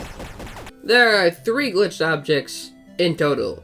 The first one is in Choppy's Woods, which is very early on in the game, and there's nothing that prevents you from like doing this. So if you already know about these secrets, like you can enter the glitched object worlds and like go and get these red chest chips super early on, which is, I don't know, could be kind of fun breezing through the game that way. Regardless, you walk into this tree stump that's got a little bird on it. It's kind of out of place, you know. I don't know, it could kind of clue you into this outside of Glitch Fred, but you walk into it, boom, you end up in this glitched world, and this is where you get, I think the neon wall red chest that I talked about earlier. The other 2, one's in the dusting fields. It's by this dancing shadow Freddy guy. Again, kind of weird and out of place, meant to clue you in. Walk into it. I forget which chest you get from this one, but again, a red chest nonetheless, so pretty useful. And the last one's in the Black Tomb Yard, which from what I remember, there's not much that clues you into this one. It's kind of just fuck around and find out. I don't know. It's just one of the graves. It's on screen, actually. Wow, it was that grave. Oh, well, when you go over to the mine, oh, hey, that's the chest you get. Cool. Footage is great, huh? There's like a few more things to go over. There's this random gold endo boss that can randomly appear. I believe he only appears in the Pinwheel Funhouse. And after you defeat him, you get a bunch of Faz tokens. I think I only found him once, so he's pretty rare, but you know, if you run into him, bunch of Faz tokens. I mentioned fixed party mode early on, and I haven't brought it up since because it's just kind of a weird and out-of-place inclusion. It almost feels like a last-minute addition. In fixed party mode, you have 2 rows of characters instead of the normal one, so you can choose any of those characters. But once you choose your team, you are stuck with that team for the rest of the game. You can't change it. I don't know how the hell you'd beat the game with the first 2 rows of characters. That's just not freaking possible unless you just grind for hours upon hours on end. But after you get a certain achievement we haven't talked about yet, then you can play as all the characters, or basically all the characters, which makes it like possible, but then you're just starting the game with like really overpowered characters, which just, it's just kind of a weird mode that doesn't really work. It is harder, I guess. I played through this mode, which I had actually never done before, because it just seemed weird to me, and I played through it with a full team of Bonnies, because I don't know, I just thought that'd be fun. On the first team, I had regular Bonnie, Toy Bonnie, Wither Bonnie, and Nightmare Bonnie. Then on the other team, I had Spring Bonnie, Springtrap, Shadow Bonnie, and there's one more Bonnie that exists. I can't remember. Whatever. Whoa, look at that Bonnie that's there that I forgot. I'm telling you, footage is amazing. Yeah, I played through the game using this team. I mainly used the weaker team, the first team. It's kind of fun playing through the game with them. For like the final bosses, I definitely had to use the backup team, because, you know, gift boxes are, like, required. This is fine enough, but it's just kind of weird. Like, I feel like there's probably some sweet spot, and I also feel like the Bonnie team was a pretty good sweet spot between a really good backup team and, like, a good team that you can, like, play through most of the game with. It's just kind of an interesting mode that's got included. You don't really get anything for doing this mode. Nothing is really changed at all, besides the fact that you can use... You're just locked to one party. I don't know if Scott wanted to do more of this or what, but it's here if you want to do it. Outside of that, the last thing I can really think to talk about is this random house in Fazbear Hills. It really doesn't look too out of place when compared to the other ones, but if you walk into its door for long enough, you'll end up inside in this white and gray world with this mysterious man who's saying that it's a vicious cycle, you know. Oh man, the pendulum swings one way, then it swings the other. Now we return to darkness. Spooky language! Something terrible's coming. Oh no! Come back to me later. Maybe I'll decide to tell you more information. Yeah, this guy's important, I guess. He's talking in spook language. So, we'll have to keep this guy in mind. And he does play a crucial part into FNaF World's overarching story for what little of one it has. But I've just talked about Update 1 this entire time. This game got a second update for Halloween, the Halloween update, and that adds a lot of things to this game that I haven't covered yet. So, the next thing we're going to talk about is Update 2. After beating FNaF World, if you head back to Fazbear Hills and head over to that spot by the house we were just talking about, you'll see Fredbear again. That's right, he's back, baby, and he asks us if we're ready for more adventure. Well, despite how ready for adventure you're feeling, Fredbear is not. He says, can we just cut the crap here? Which, may I say, it is very surprising seeing a mild curse word in a Five Nights at Freddy's game. Like, I don't know, crap's like not really that much of a swear word, but still. Anyways, Fredbear's complaining about how things are bad. He has gone insane. I don't fucking know who he is, because, yeah, it's Five Nights at Freddy's. You know, no one knows what the hell a noun is, apparently. Person, place, or thing. A name. You don't have to use, like, pronouns. You can just use a noun. Anyways, apparently, we're screwed. The guy's gone insane. Whoever this he guy is creating something. And apparently, they can't get to where it's at, whatever room it's being kept in. And it's got everyone around here on edge. So, that's not good. And even if, you know, you could get there, apparently the air in the room is toxic, and it'll wipe out any party that you currently have. So, I mean, you know, we should probably just leave. Or maybe not quite yet. Fredbear says that if we're gonna try and defeat this creature, this thing that's been created by he who shall not be named, I guess, we're gonna need a team stronger than what we currently have. Characters we weren't meant to have. Fredbear knows a way, a secret passage to the backstage of the Halloween update, where the Halloween characters and others were sent and have their code recycled for horrible Five Nights at Freddy's spin-off games, a fate worse than death. If we can go there, play those games, save those characters, and salvage their codes, we can use them and defeat the thing. A portal appears and you can walk into it, and it takes you to the Halloween update Woohoo! Spooky. Two things. For one, no, you cannot get the Fredbear ending by talking to this Fredbear specifically. It just doesn't work. I've tried it before. I don't know why. It just can't do this one. Mainly because I think when you do that Fredbear ending, it actually kills Fredbear. So, that's probably why you can't do that. Anyways, the other thing is, you can actually access this immediately. Once this was added in Update 2 of FNaF World, there legitimately is a secret passage to Update 2. It takes you near, Purple Guy, which, yeah, Purple Guys in Update 2. You get to use Purple Guy in FNaF World. You can actually find a variety of different characters here to talk to and see what the hullabaloo is all about. Did you ever play Hullabaloo? I used to play it as a kid. It was like this weird... It's not really even a board game. It's like just a fun little kids game. You pop it in a DVD. I don't know. It's kind of cool. I remember it. I still have it. I remember the gorilla.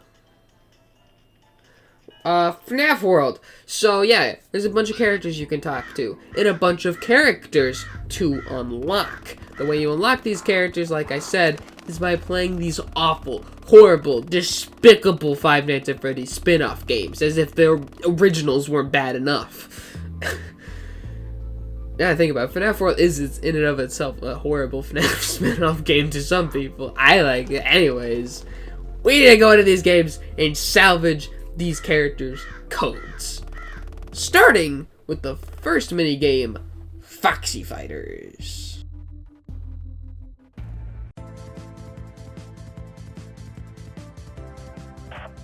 That's right, motherfuckers! Foxy Fighters is a Star Fox parody with voice acting. I love this little bit with Fredbear and his voice. It's such a funny voice for him. Yeah, it's fucking Star Fox 2D. I never really did 2D Star Fox to my knowledge, but I mean, it works in 2D. It's just a simple space shooter, basically. Foxy is, of course, Fox. Toy Chica is Slippy. JJ is, I believe, Peppy. Nightmare Chica is Falco, kind of. You can, like, sort of mix-match JJ and Nightmare Chica if you really want to. I just think that's kind of how it's supposed to be. Although, honestly, Fredbear sounds more like Peppy, so I don't fucking know. It's a parody. It's not, like, that specific. Anyways, Souldozer here. Who is Souldozer? Well, he's, like, a boss or the main villain or something from one of Scott's previous games called The Desolate Hope. So, that's kind of a fun little reference there. In Foxy Fighters, I mean, it's Star Fox 2D space shooter here. They've got a variety of different weapons, not really to choose from, that's just kind of random. They drop from enemies, they come on in. You have this basic starting one that is definitely the worst and the weakest. I would not recommend starting with it. It's like the orange orb thing that appears. There's this burst shot purple one that spews a bunch of shots across the screen. That one's pretty good. There's a homing one that's yellow. That one's also pretty decent. And the one that I personally like a lot is this pink laser beam. It does a bunch of damage, although it's a laser beam, so it's, you know, it doesn't shoot as many targets. But if you just hover around the top of the screen using it, it's pretty good. But any of the power-ups are decent. I just definitely avoid the orange one because it's the beginning starting one and it's not that good. But yeah, you shoot down, take down the FNaF World enemies. You got gear rats, the mech crabs, the fucking woody wood chopper motherfuckers. It's FNaF World Star Fox space shooter. It's fun. It's great. I like it.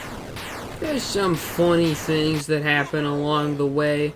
Like, Fredbear saying, do a barrel roll. You know, it's a fun little reference. Toy Chica, says, bingo, got him, and then says it again. And then this happens. You won't get tired of my voice, will you? You won't get tired of my voice, will you? You won't get tired of my voice, will you? You won't get tired of my voice, will you? You won't get tired of my voice, will you? So, yes, that's the thing. Eventually, you'll make it to the end of Foxy Fighters, where you'll find Souldozer and fight him. I was gonna say one-on-one, but you have a gang of 4, and he's by himself. I guess kind of. He can summon mech crabs to attack you, as well as just firing orange bullets at you and big-ass missiles. And be careful, because he's got like a little cannon at the bottom. And he can kill Nightmare Chica. In fact, he just always will kill Nightmare Chica with his cannon at the bottom that like shoots big blasts of energy. And he can shoot it at you, so watch out for that. Don't hang around near the bottom, otherwise you'll get toasted. However, once you deal enough damage to Souldozer, you'll take him down and head for the processing core, whatever that is, and you win. Now, depending on what grade you get for defeating Souldozer, you'll get a different character. If you get a B rank or below, you'll unlock a Nightmare Chica, or Jacko Nightmare Chica, whatever. You know what I mean. And if you get an A rank, you'll unlock Nightmare BB. So, yeah. First attempt, I got like a B rank, which was not great. I guess it's okay, but I want an A rank. And to get an A rank, you need to defeat basically all of the enemies, and also like take barely any damage. It's a little tricky, but it's not that hard of a mini game. And I'd say defeating all the enemies is pretty easy, anyways. So, yeah. Next up is FNaF World's most infamous mini game, the one that I think everyone remembers when they think of FNaF World Halloween Update 2. If you head to the left of this haunted house, it's right by Foxy Fighters, you'll find this hidden secret passageway. And going through it, you'll find, for one, Chipper here from Chipper & Sons Lumber Company. Not even like evil Chipper, just actually Chipper, so that's kinda neat. And he mentions a game called Chica's Magic Rainbow. If you head right and down, you'll find another minigame portal, being Chica's Magic Rainbow.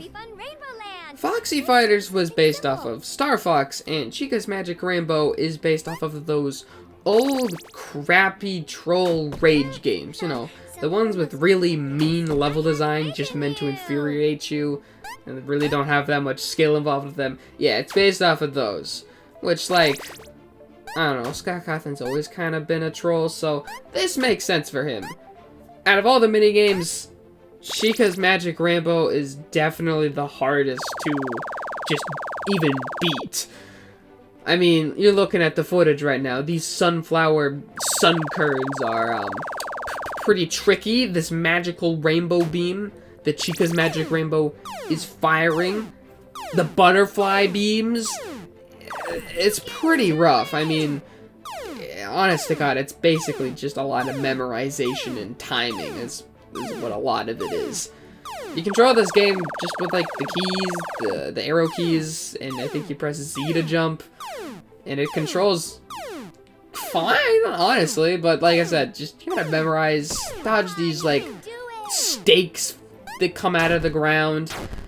It's pretty rough.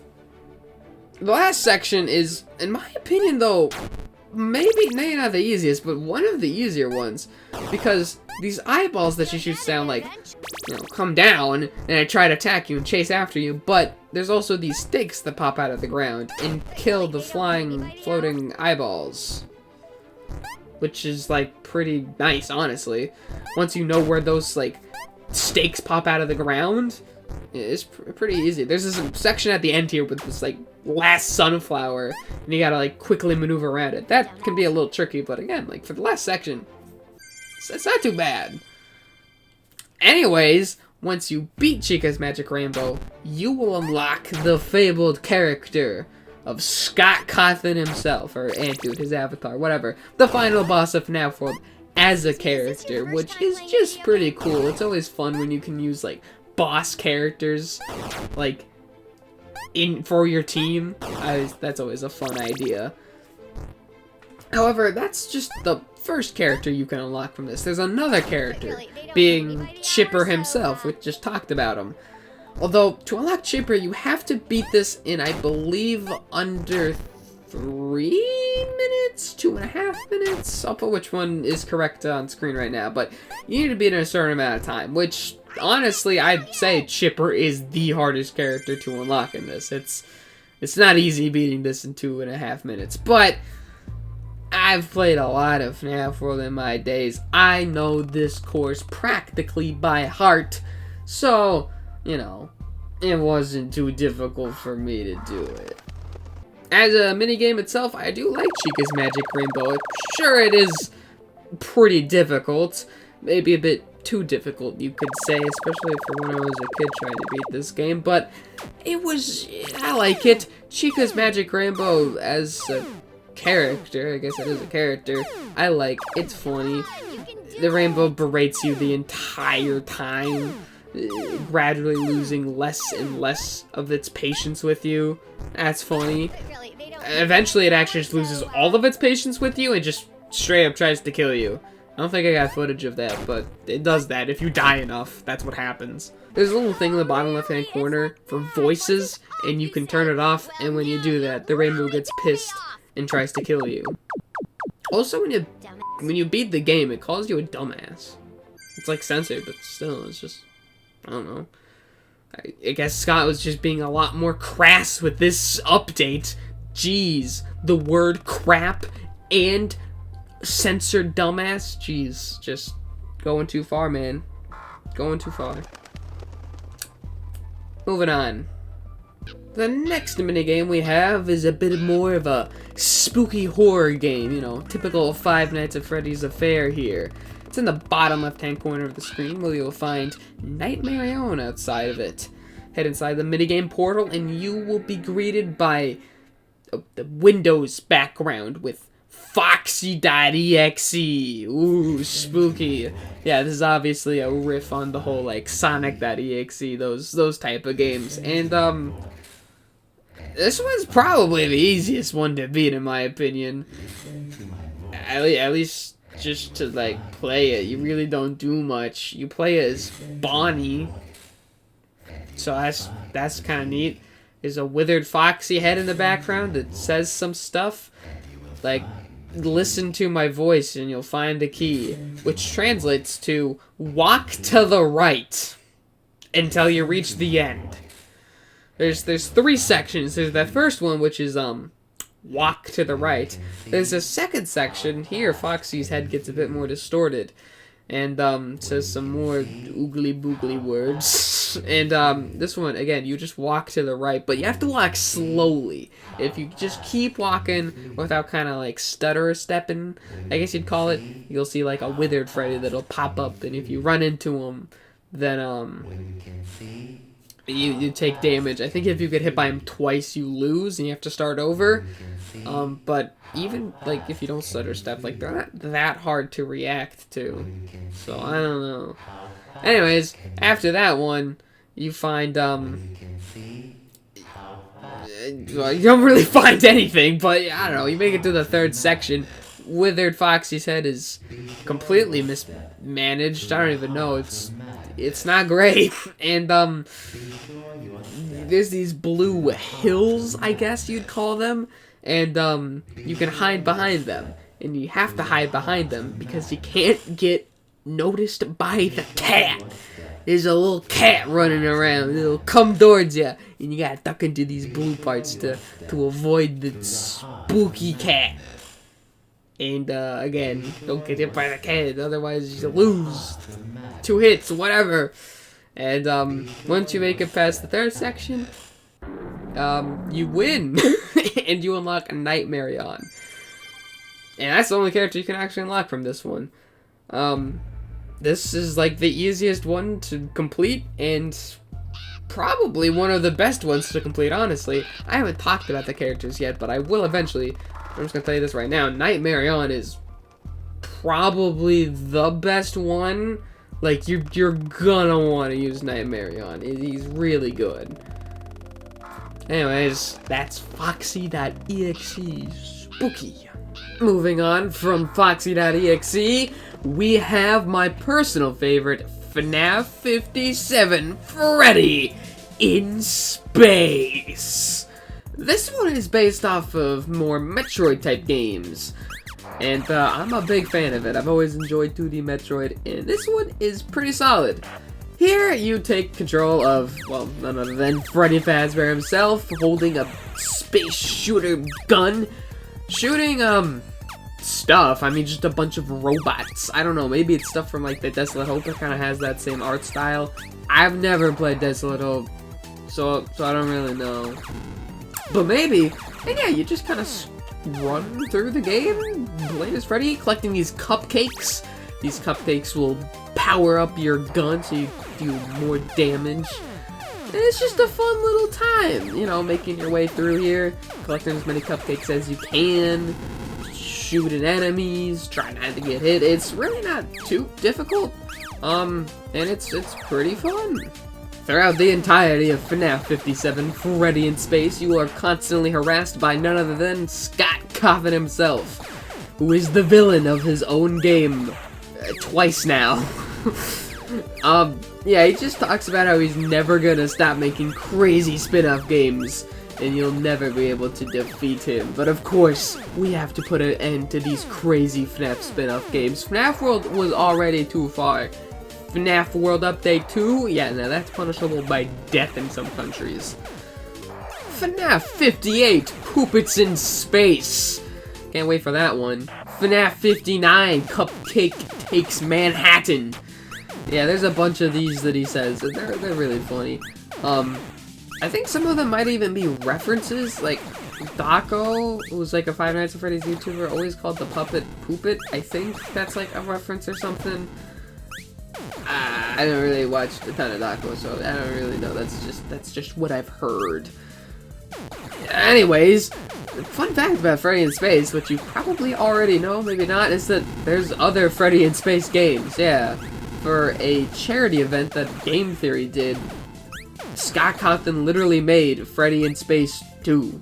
So that's kind of neat. And then there's also a Freddy in Space 3, which was somewhat recently released for the Five Nights at Freddy's movie, which I haven't actually seen yet. From what I've heard, it's not really that good, but like there's some stuff to enjoy if you're a fan of Five Nights at Freddy's, which is about what I was expecting. So, you know, yeah. The world of FNaF 57 Freddy in Space is pretty basic. I mean, it's not really too complicated to navigate around. Eventually you get this jump power-up, which lets you get this jump real high, and you can use this to head back to an earlier location to find Scott Cawthon's secret base. And you head in there, some more enemies to fight, like these giant metal mans. And eventually you'll make it your way to the end of it, where you will find Scott Cawthon himself, fight him face to face, and he is obviously meant to be fucking Mother Braid, that's the word. But so, you know, it's not too hard of a boss. I find kind of standing in the middle here. Not a lot of like the blue sparks hit you, and the laser's pretty easy to dodge, and you're standing out of the way of his grippy claws, and yeah, you can defeat him. Pretty cool. Now, there are a few characters you can get from FNaF 57 Freddy in Space. That being Jacko Bonnie, which you get just from beating the game normally. There is the Coffee Pot, which is the main character from the Desolate Hope, one of Scott Cawthon's older games, like I've mentioned before. To get the Coffee Pot, you need to beat this game without using any of the cupcake power-ups, which is easier said than done. It's certainly doable, but it's not easy. You're definitely gonna want to avoid getting hit as much as possible so that you can fight Scott Cawthon and just like spam your lasers right next to him. Because if you don't do that, you don't have enough health. You're just not gonna be able to beat Mother Brain Scott. And lastly, there is the purple guy, which you get from collecting all of the cupcakes. They're pretty easy to find for the most part. Like none of them are like super out of place. I'd say the two hardest ones is there's one all the way back at the beginning, which you need to backtrack to with the jump power-up, and then there's two pretty hidden ones. One that's like to the left of Scott's secret base before you enter. There's a secret cupcake there, and then immediately to the left once you enter Scott Cawthon's secret base, there's another hidden cupcake there as well. So, yeah. get unlocked Purple Guy. That's pretty cool. And that's all of the FNaF World minigames. We can move on now. I mentioned I wasn't going to talk about 2 of the achievements in this game until later, and later has arrived. There's an achievement for unlocking all of the characters. I didn't bring it up until now because you couldn't unlock all the characters until now. Technically, before Update 2, you could get this achievement since, you know, there wasn't the Update 2 characters yet, so you could just get them from getting all the base game characters, but you can't do that anymore, so you have to wait until now to unlock all the characters. So, yeah, you get a little fan trophy, which is kind of weird, but the cool thing about it is once you have all the characters, you get a permanent fan helper, which will randomly shoot a bunch of laser beams, the eye beams that, like, you know, Winter Bonnie and Endo Plush have, or the Endo Army uses, that laser beam, they'll shoot a bunch of those, dealing lots of damage. It's honestly a very, very helpful power-up. Super useful for defeating bosses, but, like I said, you can't get it until, like, this point in the game, so it's not, like, that helpful. It was more helpful in the original game, but hey, it's still pretty cool to have, like, a little helper fan with you. The last achievement is actually, you just get it from beating Update 2, which, hey, we're about to go do! Now that we've beaten all of the minigames and gotten all of the characters, I think we are just about as prepared as we could ever be to, you know, try to take on this supposed impossible-to-defeat, insane, crazy boss. Started in the middle of this Halloween update area, you'll find Fredbear once again, this time in front of a portal. But this isn't some fun, happy-go-lucky minigame portal. No, this is the portal to the final area of FNaF World, aka Geist Lair. Fredbear once again reiterates that this area is filled with toxic air that will slowly drain your life. And also that the boss is designed to be unbeatable. However, now that we have the Halloween update gang, hopefully we can use them to defeat this supposed impossible boss. Heading into Geist Lair, we find that, is a big dark maze. You have the lighting that's, dark, you really only see a bit around your character, basically like being a cave in any other area in FNaF World. And, it's a maze. It's got red rocks, and there's not really a lot of distinguishing features to navigate your way around the maze. But the maze itself isn't really too difficult. Inside of Geist Lair, there are also 3 enemies: Jangle, Neon, and P-Goon. These enemies are pretty tough and have a lot of HP when compared to the enemies we've been fighting. However, the reason these enemies are so strong is because we have new characters with new moves, and let me tell you, these characters and their new moves, are insane. They're insane. I'm not gonna go super in depth with the moves like I was doing before, because I just don't feel like it. I don't really feel like I really need to, because the moves are just, they're very, very powerful. For example, Fourth Wall. Yeah, you know that move that, like, bosses were using against you? Yeah, well, Nightmare Yawn and Antdude can use Fourth Wall. Yeah, it does, like, 4,000 damage. It's super good. Attacks all the enemies. It's insane! Those are the moves, too. Like, Mega Virus, which just viruses the enemies, essentially like super poison, dealing tons of damage over time. It lasts a really long time, I think like 30, maybe even a minute. Very good move there.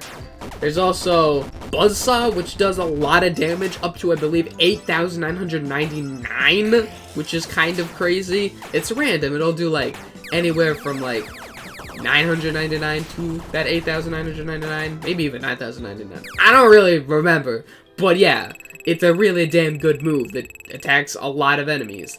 There's stuff like Jackal Bomb, which summons a bunch of jack-o'-lanterns. That's what those are called. Explodes on the enemies. Balloons too. The extreme version of balloons. It's literally like a machine gun of balloons. There's other ones too.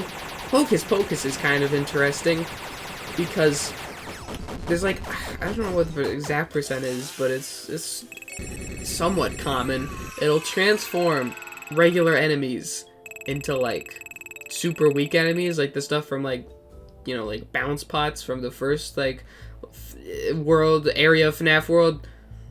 It doesn't work super often, like, but I mean, hey, it's kind of fun.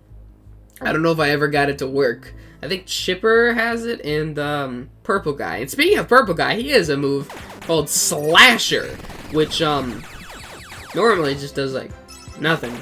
But 1 out of every 10 times, it'll deal 9,999 damage. So, you know, I guess that's okay, I guess. It's pretty good. I think Nightmare Jack-O-Bonnie also has that move. And that's basically all of them. Like, maybe there's a few I missed. But those are like all the like super strong, cool moves. They're really powerful. So, there actually was one move I forgot to mention, because unlike the other moves where it's insane and like does a bunch of damage, this move's not like that. It's kind of just like, you just need it to beat the game. It's called Bubble Breath, and what it does is it prevents the toxic air from murdering you by killing you slowly. And I say slowly, but honestly, it drains your life very, very quickly. Way too quickly, in fact. Like, you really need to get Bubble Breath activated as soon as you can in this Geist Lair area. Only Nightmare BB and Nightmare On have it, so it's pretty exclusive. And that's kind of why I said Nightmare On is like really good to get, because Nightmare BB is a little difficult to get, and Nightmare On is super easy. So plus Nightmare On also has fourth wall, which is insane, and then prize ball too, which is lame. But like, you know, just set up Bubble Breath, spam fourth wall. Nightmare On's great. So is Nightmare BB. Balloons 2 is an insane, cool machine gun move. I don't really know which one's better. There's so many damn numbers that, like, it's kind of hard to, like, really grasp it, even more than normal FNaF World. If you thought FNaF World was chaotic, look at the screen. Look how many numbers are going on screen. Look at all the crap on screen. This is truly where FNaF World gets chaotic. And because of how, like, many numbers there are on screen, just how chaotic it gets, it's really hard to tell, like, which moves are the best and which characters are the best. So, dude, I don't know, just use whatever the hell you want to. Like I said, Nightmare On's really good. Scott Cawthon's really good. Fourth Wall and Mega Virus are great. Yeah, all the characters are really good. So just use whoever the hell you want to. You know what? If you really want to use Chipper, use Chipper, man. Just, you know, who doesn't love Chipper? Eventually, you will reach the end of Geist Lair's maze and face the evil Geist guy himself. Except, it's not Geist. It's Chica's magic rainbow. Yeah, that annoying ass rainbow from the Chica game is the final boss of FNaF World. I know, what a perfect conclusion, an amazing end to this really cool game. Now, this boss is pretty difficult. Chica's magic rainbow has a crap ton of health. I believe, like, I don't even remember how much. A lot, though. It's a lot of health. And you basically need to do a couple things to beat this boss. For one, Mega Virus. Mega Virus does amazing damage for a very long period of time. And there's a decent amount of just kind of waiting for moves to do things. There's a lot of long animation moves that take a bit to, like, go through. So in between there, having Mega Virus is great. Also, Chica's Magic Rainbow summons, like, mini Chica's Magic Rainbows that, like, kind of, like, slowly glide towards you. And you have to get rid of those things before they approach you. Because, if they do get to you, they'll, like, just kind of explode, I think, and deal like 999 damage to one of your party members, aka basically just an instant KO to one of your party members. And you don't want that. They just slowly die just kind of from damage, but there are some moves that specifically like eradicate them. Fourth Wall, for example, just completely obliterates them. Buzzsaw can also slice right through them. And like I said, just general damage seems to defeat them as well. Now, I do have one big problem with this final boss, and that being that you are basically required to use Slasher. You see, Chica's Magic Rainbow's got a lot of health, and you have a limited amount of time to beat the boss, because after like a couple minutes, Chica's Magic Rainbow has charged her rainbow cannon and kills you. She kills you, you die. So you gotta defeat this boss very quickly. It's less about survival and more about doing big damage really quickly. And 9,999 damage is just a lot of damage for just one move. Even if it's a 1 in 10 chance, if you get that off, you're gonna win the boss fight. And if you don't, well, then you're gonna lose the boss fight. At least on hard mode difficulty. I think on easy mode, Chica's Magic Rainbow probably has less HP, I assume. That's how other bosses work in this game. So I assume the final one's the same. But at least on hard mode, you need to hit Slasher. Maybe if you grinded the characters a bit so they start doing more damage, then that would happen. But I just don't think that's really enough for... Maybe you need to get lucky with a couple buzzsaws. Like, you need good luck to win this. And that means you need Slasher to work at least once. Now, granted, if it does work once, like, you're good. Like, assuming you're doing decent enough damage, you're bound to win before the timer is up. But I guess I just kind of don't like how you're just forced to rely on a 1 in 10 chance to win the final boss. Like, I get maybe you could be without it, but it's really difficult to. And you're just gonna need some luck regardless. Which is a bit unfortunate, because, like, I like Chica's Magic Rainbow as the final boss. I think it's funny. I think it's a fun ending. But I just don't actually like it, because you have to use Slasher. That's just kind of lame. But, regardless, once you do beat Chica's Magic Rainbow, I mean, you win the game. You cheated! Besides, didn't your mommy ever tell you that you can't kill a rainbow? The next time you see a rainbow in the sky, that is me coming to your house! After defeating Chica's Magic Rainbow, you are taken to Monochrome Guy's place. Yeah, he's back. We're back here. And he says that he's impressed, I guess, because, you know, we beat the supposed impossible to defeat boss. And we've deactivated his game. But now he just doesn't know what to do. He doesn't want to disappoint people. And he's stupid. His mind's bad. It isn't right. He's made something terrible. A thing called Baby.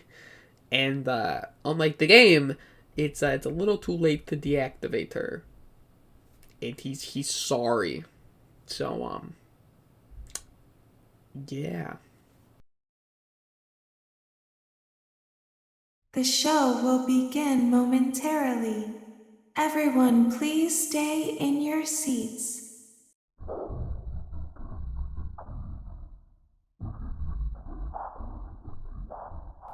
Baby appears, the lights go off, in the dark, she kills Monochrome Guy. And FNaF World ends. Yeah, the ending of this game was basically just a teaser for FNaF sister location. So, anyways, that's FNaF World, and what a game it was. I have talked about Basically everything I wanted to talk about in relation to FNaF World. We've covered the entire game now. So that means it's time for me to do a little conclusion about the game. And with my Super Paper Mario video, at the end of it, I kind of had a different tune about the game. For those that haven't watched it, I won't really, say what my opinions about the game are, but they did change a bit. I still really like Super Paper Mario, but my opinion of it certainly changed from the start of making that video to the end. But with this FNaF World one, I have to say, my opinion of the game has pretty much stayed the same, and if anything, it's grown a bit stronger. My general consensus and opinion of FNaF World is that, all in all, you can tear this game apart critically all you want to. It really isn't super amazing. Hell, it's not even that great. But for what it is, as in its current state, a free-to-play Five Nights at Freddy's RPG, I think it's a lot of fun, and what's here is enjoyable and an experience worth trying if you're a Five Nights at Freddy's fan. There's nothing super incredible or anything that'll blow your socks off about this game, but it's just a fun little game that you can breeze through within a few hours. Now, that said, FNaF World's reputation being a poorly made, glitchy, not that good mess is kinda still warranted, I feel. Maybe not warranted, I still think the game is good, better than people say it is, but the way FNaF World released is, not that good. I already talked about all the different versions that came out immediately after the game dropped, but that initial version was just unfinished, and the fact that the game released as early as it did just kind of feels pointless to me. You could have used that month to make the game closer to its original vision. Okay, maybe in a month you couldn't get all the 3D model stuff done, but you could have done a lot of extra things, polished it a lot more. I just think that if the game released when it was supposed to, FNaF World's reputation would be a lot better than it actually is, but because of that initial release being so just disappointing, not to mention it was actually had to pay the game back then. $10 on Steam makes it just, it just makes it a bit of a disappointment, and I can see why it has the reputation it does. Then again, plenty of people still love FNaF World, even when it first released, so clearly what was there was still something good, something that people could enjoy. And now, after all the updates, I think FNaF World's in a pretty solid state, and there are some just genuinely good things about the game. For one, the music. I didn't really mention Super Paper Mario's music much when I talked about that game. I think some people even commented about it, saying that I should have brought it up, and it's true, Super Paper Mario has a great OST, and FNaF World also has a pretty good OST. Composed by this guy. Isn't he cool? You wouldn't expect it from a FNaF game, but it's a pretty good OST, and there are some, just regular Five Nights at Freddy's songs. Namely, the Five Nights at Freddy's song from, Ultimate Custom Night. That one. Yeah, that one's pretty good. I don't know, for what it's worth, the Five Nights at Freddy's games have surprisingly good music for what little it has. I mentioned earlier in this video the Dako interview, or rather the interview that Dako did with Scott Cawthon. And in that interview, he talks about FNaF World, Scott Cawthon does, and he doesn't have a very high opinion of it. It certainly seems like FNaF World is Scott Cawthon's biggest regret. He wished he just either didn't do the game, waited to do the game, or at the very least just took his time with the game a bit more. He doesn't like the current state of FNaF World, or at the very least he didn't like it when it initially released and still kind of begrudges it, I suppose. Which is weird, knowing that the creator of FNaF World doesn't particularly care for the game, and I am making a video praising the game. Like, that's just kind of a weird thing. I guess an artist is their harshest critic, but it's still just kind of weird to me. When you play games, you don't really think that there are some things that the creator would regret later on. Like, I mean, we've all played bad games before, so I guess in that sense, sure. But with FNaF World, like, it's a very mixed game, and I guess that's interesting to think about. Like, how many controversial games where it's kind of mixed, depending on who you ask. Like, what their perception of the game is, how the creators feel about that, if they side more with people that like it, or if they side with people that don't like it. I don't know. It's just not really something I've thought about before. But yeah, Scott Cawthon doesn't really like Five Nights at Freddy's. He regrets trying to make it mobile, which was like a whole thing.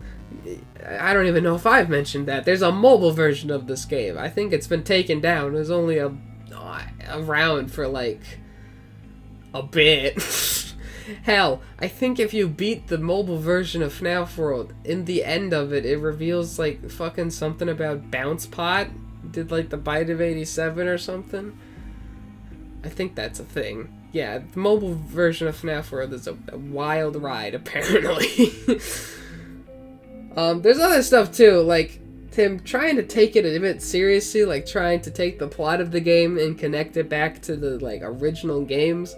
I've talked about it, like the whole like we will put you back together, and that FNAF-ish talk that the game does sometimes with Glitch Fredbear and the like yellow-eyed guy or whatever. But yeah, like that was an attempt to try and tie it back into the original games, but like FNaF World's not canon now, and like it's weird because it's like a weird attempt, but it still doesn't feel like Scott did a full attempt. He kind of just like half-assed it a bit. He was very he didn't know if he wanted to make it tie it into the lore. So he just kind of did a very half-assed version of it, which leads the like end plot of the game and that stuff to just feel out of place. FNaF World's nowhere near perfect, and it's nowhere near amazing, and it's barely even great. But it means a lot to me.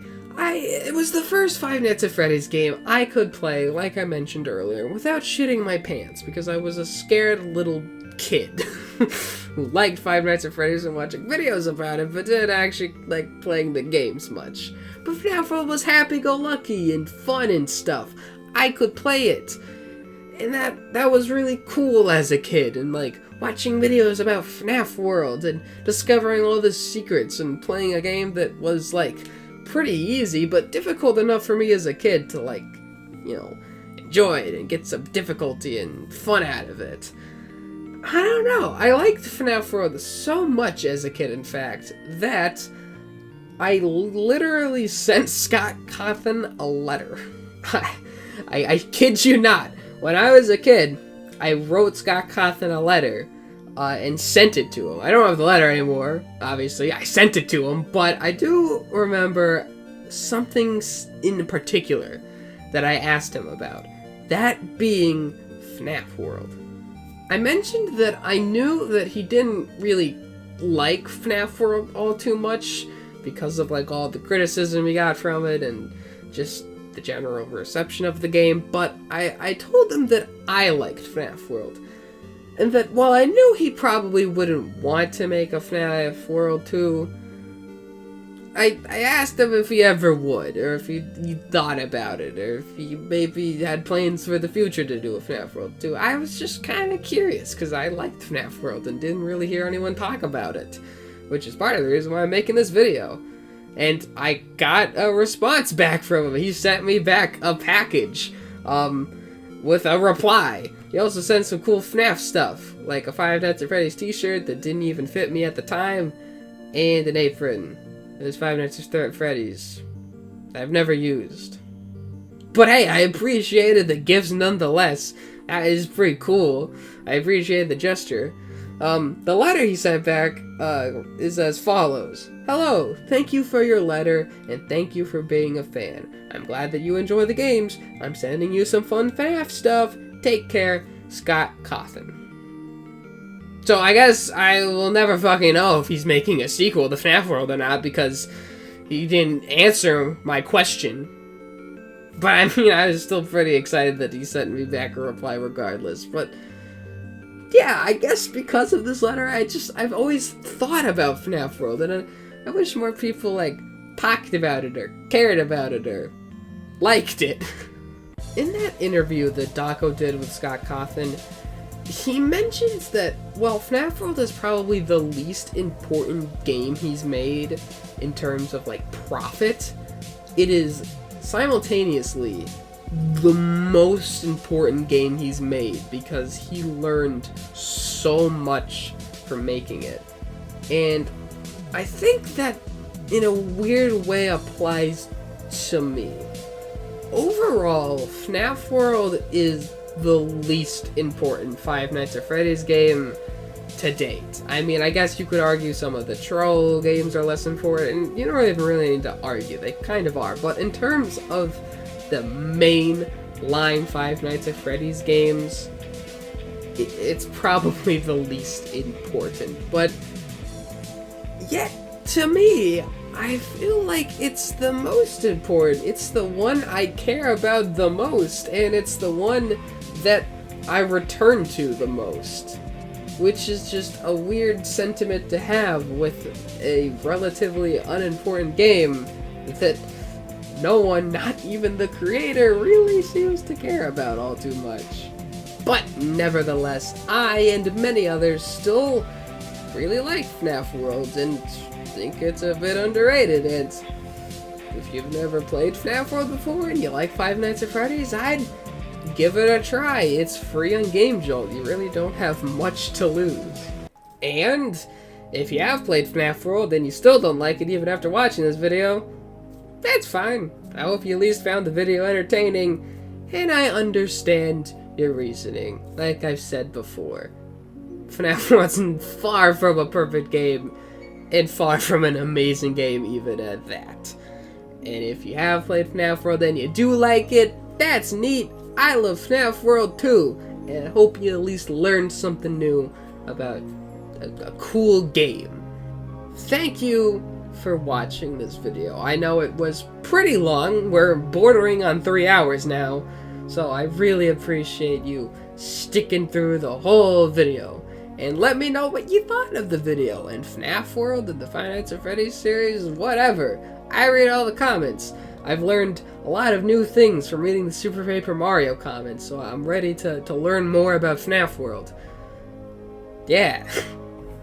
This was a really, really fun video to make, and I hope to continue making more videos like it, and maybe branching off into some other videos. I've got a couple ideas for some non-super long video essay formatted like videos.